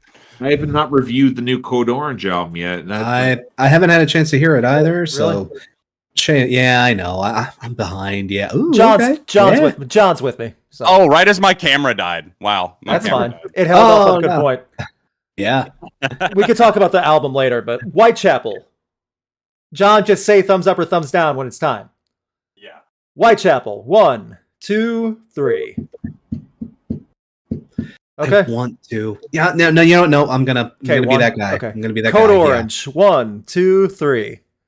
Even with the new album, I think Code Orange has it. See, I like the new album because it's grown on me quite a bit. I love it. The more I listen to it, the more I realize, wow, this really is them doing something different and it succeeding. So I need to sit with it more, honestly. Yes, and that was my issue too. Like when you sit with it more, like just I was working out with it, and I just felt myself stopping and listening to it, and it worked. Yeah. So yeah, it's just it's kind of a punishing listen in a good way, and it takes a few curveball turns that you might. It does. See coming. There's more variety than Underneath, also, which I liked Underneath, but I know that was a big complaint for a lot of people. So yeah, my issue with Underneath was always the production. This one's self-produced, so yeah, I know this one is produced better in my opinion. I would agree for sure. I would agree. Yeah, we'll go. Go ahead. I went for Whitechapel again. I love Code Orange. I love what they're out here doing. But again, I had to give it to Whitechapel specifically because of the 1-2 punch of the Valley and Kin. Yeah, the later entries in their thing. Their later discography has really gone. I know their earlier stuff is very hit or miss. When Bozeman proved he can sing, boy, things changed. The game changed for them drastically. They've really shaped things around. So yeah, things are taking shape. You might say they are. Okay, we'll do 3 more because we are really running late. I apologize. Okay. We have too much fun doing these, and I forget how long we can go. And I know we have stuff to do because it's a Wednesday night. And I land on this one. Weezer's Beverly Hills versus Nickelback's Photograph. Yeah, guys, we got some really important stuff to attend to. Okay. Look at this Beverly Hill. Oh yeah, the mashup that we the mashup of the 2000s. Let's be real. This should have been Beverly Hills versus Rockstar. Yeah, that would be the more appropriate. Yeah, that would have been the one. Subject matter would make sense. Mm-hmm. Beverly Hills. 1, 2, 3. Really? Okay. No, it's tied. Oh, okay. Yeah. Oh, I see. Okay. I'm sorry. Yeah, barely, and it's not because I really am fond. It's just I get it. And Photograph. 1, 2, 3. Unironically, love this song. That's fine. Fucking banger. I know you like the album too, but it's banger. fine. I do. I grew up in Canada. Like you don't realize how much you have to hear. Actually, I didn't think about that. I grew up in North Carolina. You don't know how often I had to hear it. Different strokes, man. See, at least we don't have literal laws that force that. Yeah, we're not forced Nickelback Theory and Simple Plan on rotation every day. My school did have a rule about it, but from Stevenator 73, Green Day Dookie versus The Offspring Smash. Not close.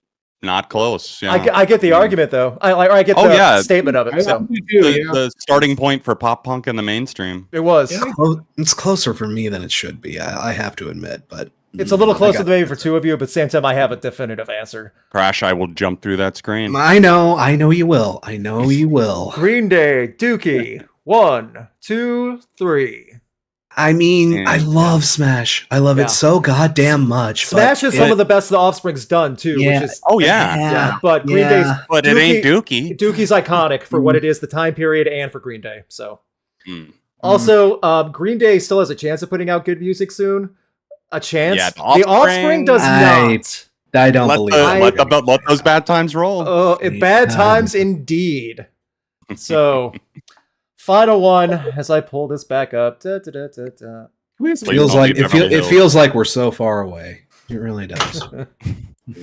Song versus song, going back to the night. We had a lot of 90s content, but it was good. Pearl Jam's Better Man versus Soundgarden's Black Hole Sun. Not even close. Okay. Not even close for me. If it was a different Pearl Jam song, I'd have a mean- different response. So, All right. Better Man. 1, 2, 3. Better Man. Fair enough. It's Better Man. And it's great. It's great, Ah. but it's Black Hole Sun. 1, 2, 3. Yeah, I won't even fault you. Won't even I fault get you. it. It's another Oh, good yeah. one. It's We're not another gonna, good one, we but, can't like, we not can't get close. upset about either choices because they're so No. great for both. But yeah. We are tied. but, Yeah. Deadlock. Better make- Man is like literally one of my favorite. I tell you what, as this is the final one, I'll do a poll quickly for this one. No, Okay. I won't because it's not letting me do a poll because it's still running. By the way, Take Me Back to Eden 1, 2/3 ratio over Sundowning. Ooh. I Interesting. mean, I'm not surprised. I'm not surprised. There's so many more the new one fans people have now. heard- I think that's the part one of it, people yeah. have heard about. You know? Yeah. I get Okay. that. I get that. Which song? Better Man. I guess with Better Man, the one thing I really love about it is that it's very much was not pushed. It became that sort of deep Poll cut is that open. that developed organically really, Yes. It really was. well. It was. Big That's time. very fair. And Soundgarden made sure, or the studio made sure, Black Hole Sun was the song off of that Single. album. So yeah. Yeah. Was it the first single or the second single? I was I'd have to thinking look it up. Spoon Man. I want to Yeah. say that was actually the second. I'd have to single. look that Yeah, I up, want I'm to not say sure. Spoon Man might have been first. And I associate Black Hole Sun as more of a Soundgarden staple before Spoon Man, even though Spoon Man's way up there too. But I just think Black Sure. Hole Sun. So Black Hole Sun was the third single. I was going to Oh, say really? I didn't think it Yeah. was the 1st, Mhm. but I didn't know when it came.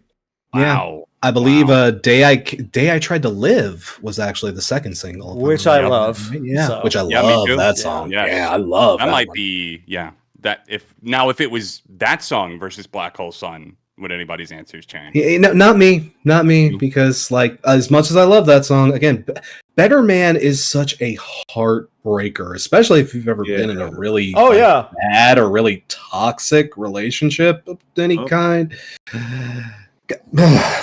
I don't know. That one just hits different. It really does. That's fair. Yeah, totally fair.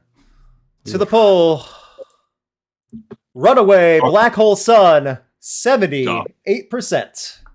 Take that victory lap. I was not expecting I'm- that much of a you know different gap. So I am happy y'all have not been broken the way we have been broken. You know, good for you. Good for you. I'm happy. Give it a few years. oh goodness. Oh, no, don't do that to them. Mm. It's been hard. No. I would like to say that I know we have like one or two randos who think they're hilarious in the chat. 99% of the chat really brought good stuff this time. Yeah, Good yeah, I mean that. agreed. So Thank you guys. I know We I know we had some issues with my animal wrangling, but I'm always going to stop the stream. Those to make those sure are the not animals are- issues. Those are pluses. We Exactly. love You need to Those know are what welcome distractions. you need to know what stream this is. I'm going to stop it for the animals at any second. So Mhm. that being said, we will get to every single super chat in the document. I have them all pulled up over here. I make a big fatty document. I save it all. It's a lot of fun to read over our choices, and I post that hopefully tomorrow, depending on if we can all get it done. I'm going to do the copy right now, another backup copy just in case. I want to thank you all for hanging out with us. I know we went much later, but we started a little later, and we don't get to do this that much often, and it's fun for us. So you know what? Just let us do this and keep enjoying us and supporting it because it's fun, and we really appreciate you guys being here. We really do. We've been doing this for over 5 years now, which Yep. is weird. Man, that's weird to think about. That is Holy weird. cow. I know pandemic doesn't count because we did more of them during pandemic, but at the same time, what else were we going to do? And we If had anything, fun. that counts extra, doesn't it? That tacks on a few extra years. Time and space kind of broke during those years, so We'll just call it an even decade. Yeah, that's fair. That's fair. So Round up. I want these guys to plug what they have so you can check their channels, which are in the description below on this video. You can subscribe to each one of these gentlemen's channels. Please do so. You get a lot of great content out of them. John, what do you have coming up soon? Yeah, I have got some more episodes of 7 on Sunday on the way as we count down to number 300, which will be coming out in December. It's crazy to think that I've made 300 episodes of something, but it is what it is. But yeah, filmed a video today where my dad is going to be reacting. Well, he did react to 7 decades worth of music that I love, 2 songs per decade, all the way from the 60s to now. And that'll be out before too long. And a couple of other tier lists and stuff on the way, so keep an eye out. Very nice. Mark, how about you? All right, so one thing I want to highlight is I did a solo review, a longer form solo review of the new Svalbard album. If you're interested in black metal and screamo, I highly recommend you check out this album. It's got a lot of post metal in it as well. The way I've described it is beautifully devastating. They moved off of an indie label. Now they're signed to Nuclear Blast, and it looks like they're getting the full push, which is kind of amazing that they preserved their sound along the way, and they still sound as good. If anything, they're catchier now, which is kind of incredible. Along the way, I also have reviews of the new Lydia Loveless is going to be coming up. The new Creeper will be coming up as well. I've got a collab review that I'm not going to spoil, but keep your eyes out on my social media feeds if you want to see that. And finally, I've got a video essay that I've been working on for the past 2.5 months. It has been a script I've had to keep updating due to certain fluctuations on the Billboard Hot 100 that I need to talk about. It involves some of the most painstaking and excruciating research I've had to do in recent memory. Stay tuned. It's going to be a doozy. Fair enough. Crash, though you're on hiatus for personal reasons, I wanted to see what you have planned, if anything. I feel bad. Y'all have such wonderful videos coming out. Like, I promise I'm working on stuff, but again, like I've mentioned, my personal life has gotten a little crazy. I just haven't had the time to devote to videos. I will make an announcement about that probably within the next few days, weeks or so, whenever I get a minute to do it. I will let y'all know what's going on, why you haven't seen a lot of me here recently. I will announce that, but my goals, at least, are to hopefully try to get some kind of FIMI out before the end of October. I would love to do what I've been able to cover in Q3 at least. From there, the only stuff I can guarantee you is going to happen is, of course, year-end lists. Those will always happen. I would love to get another long-form video out sometime in between then, but again, like, my schedule, it's just really chaotic right now. I just cannot get around to it. Again, I will give y'all more details when I am available to stay tuned to my channel if you want to know what's going on there. But I promise I'm out there. I promise I haven't retired. Y'all don't have to make the video essays. What happened to Crash Thompson or anything like that? But the conspiracy. I promise video. Yeah. Oh God. Well, there goes. I'm scrapping my next video again. Oh, see, damn it, that would have been fun too because you've got all the dirt on me. Did Crash Thompson go to Jared Leto Island? Oh no! Oh God! We've really. You know what? If I did, I wouldn't be here. I'd be in jail. I did you all a favor. The man, the myth, the legend. That's gonna be my intro. It's gonna have a super clickbaity intro and like prison bars collide across because I said the legend. No, so you put that as your title, and then every comment on the video is, "Who the hell is this fat fuck?" No, John's audience knows who you are. No, I was about to say. Yeah. Especially after that baby metal review. It's true. I had just put up a video on Monday. 10 haunted rock and metal albums with a history of ghost stories, haunting spirits that happened during recording and how they were made. A lot of interesting tidbits from clearly haunting something cursed to you were probably drunk and just thought it was a ghost. Meatloaf. So, that's some of the stuff right there. Podcast early access is on right now for patrons and YouTube members. It'll be posted tomorrow, just like every week. I will have a Creeper album review coming this week. If I have time, I'll do Beartooth's new album, which also comes out this week. I'm just going to be honest right now, Creeper is the one to check out. So, other than that, I'm working on some other little stuff as well. New? This Friday, they have a collaboration with Hardy. Ooh. I went to go get my hair cut the other day, and the barber would not shut the hell up about how great Hardy was. The Hardy fans have become so toxic and just wanting to make sure everyone knows he's the big deal. They really do. So you need to find a new barber. I'm just. I really do, man. The one that I used to go to shut down. What's a man to do? Go to Great Clips? And you can't. And John. Oh yeah, don't go to Great Clips. Do not go to Great Clips. And exactly. John can't tell the guy mid haircut, I don't really like Hardy, because he's coming home with a hack job at that point. Yeah, exactly, man. I gotta make sure that I'm good here, and I'm fair. Like, yeah, I don't really know him. So I have those videos out right now. New music night every Sunday, 5 p.m. Eastern. We'll have a lot of good stuff because there's a lot of stuff that dropped this week, along with the albums that are coming out Friday, a lot of new singles. Also, I'll be working on one other spooky video this month because October is the best month. I'll be talking a video, just taking more historical think piece video, talking about Satanic Panic and what it really happened, like the brief history of it, and how Satanic Panic affected metal. Spoiler, a lot. So, Yeah. So, a lot of things happened back then. Yeah. So, that's all for me. Pearl and Ivan are still in my office. They've been here the entire time. They're very good boys. Spock was in here earlier. They all thank you for supports. Keep an eye out for the Super Chat document. I have everything copied over here. You guys are great. Is there anything else we want to end with? Or anything that we forgot? We did escape any really proper impressions. We had one mini one. What does Hardy sound like, Crash? No, I'm just kidding. Don't do that. Don't do that. Yeah, I was about to say, does Crash even know?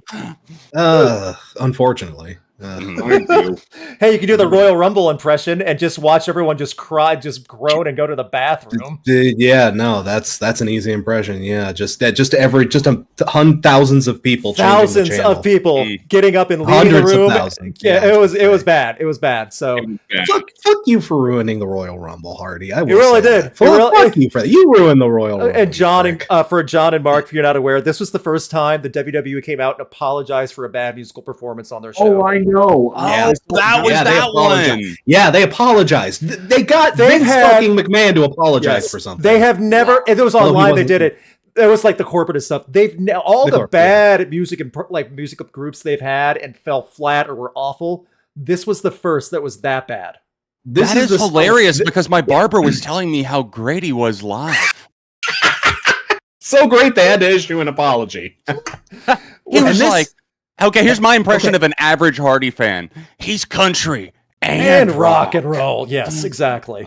He's got two sides, man. He's so versatile. And did you hear his double album? It has both sides on it. He's a crow and a mockingbird. Okay, John, I have an evil piece of homework for you. Because you know how bad the Hardy thing was, how bad we're saying the Hardy thing was. I want you to realize WWE issued an apology for that.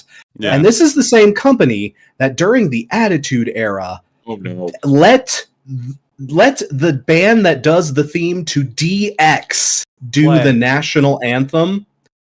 They're basically a Rage Against the Machine ripoff. Yeah, without the political overtone. Yes, doing the national anthem. Yes. Yeah, look up the DX band sings the national anthem. Also, however you're imagining that guy looks, he does not look how you think he does. No, he does not look like Zach Del Rey. He's a scrawny, glass-wearing type of guy singing the DX anthem. So just imagine the worst Rage Against the Machine cover band you've ever heard doing a Rage Against the Machine style version of the national anthem. It is just as bad as you can imagine it being. It's wonderful. And I would also like to add, America the Beautiful. That's what came up when I searched it. America the Beautiful. It's America the Beautiful. They do America maybe not the national. Same thing.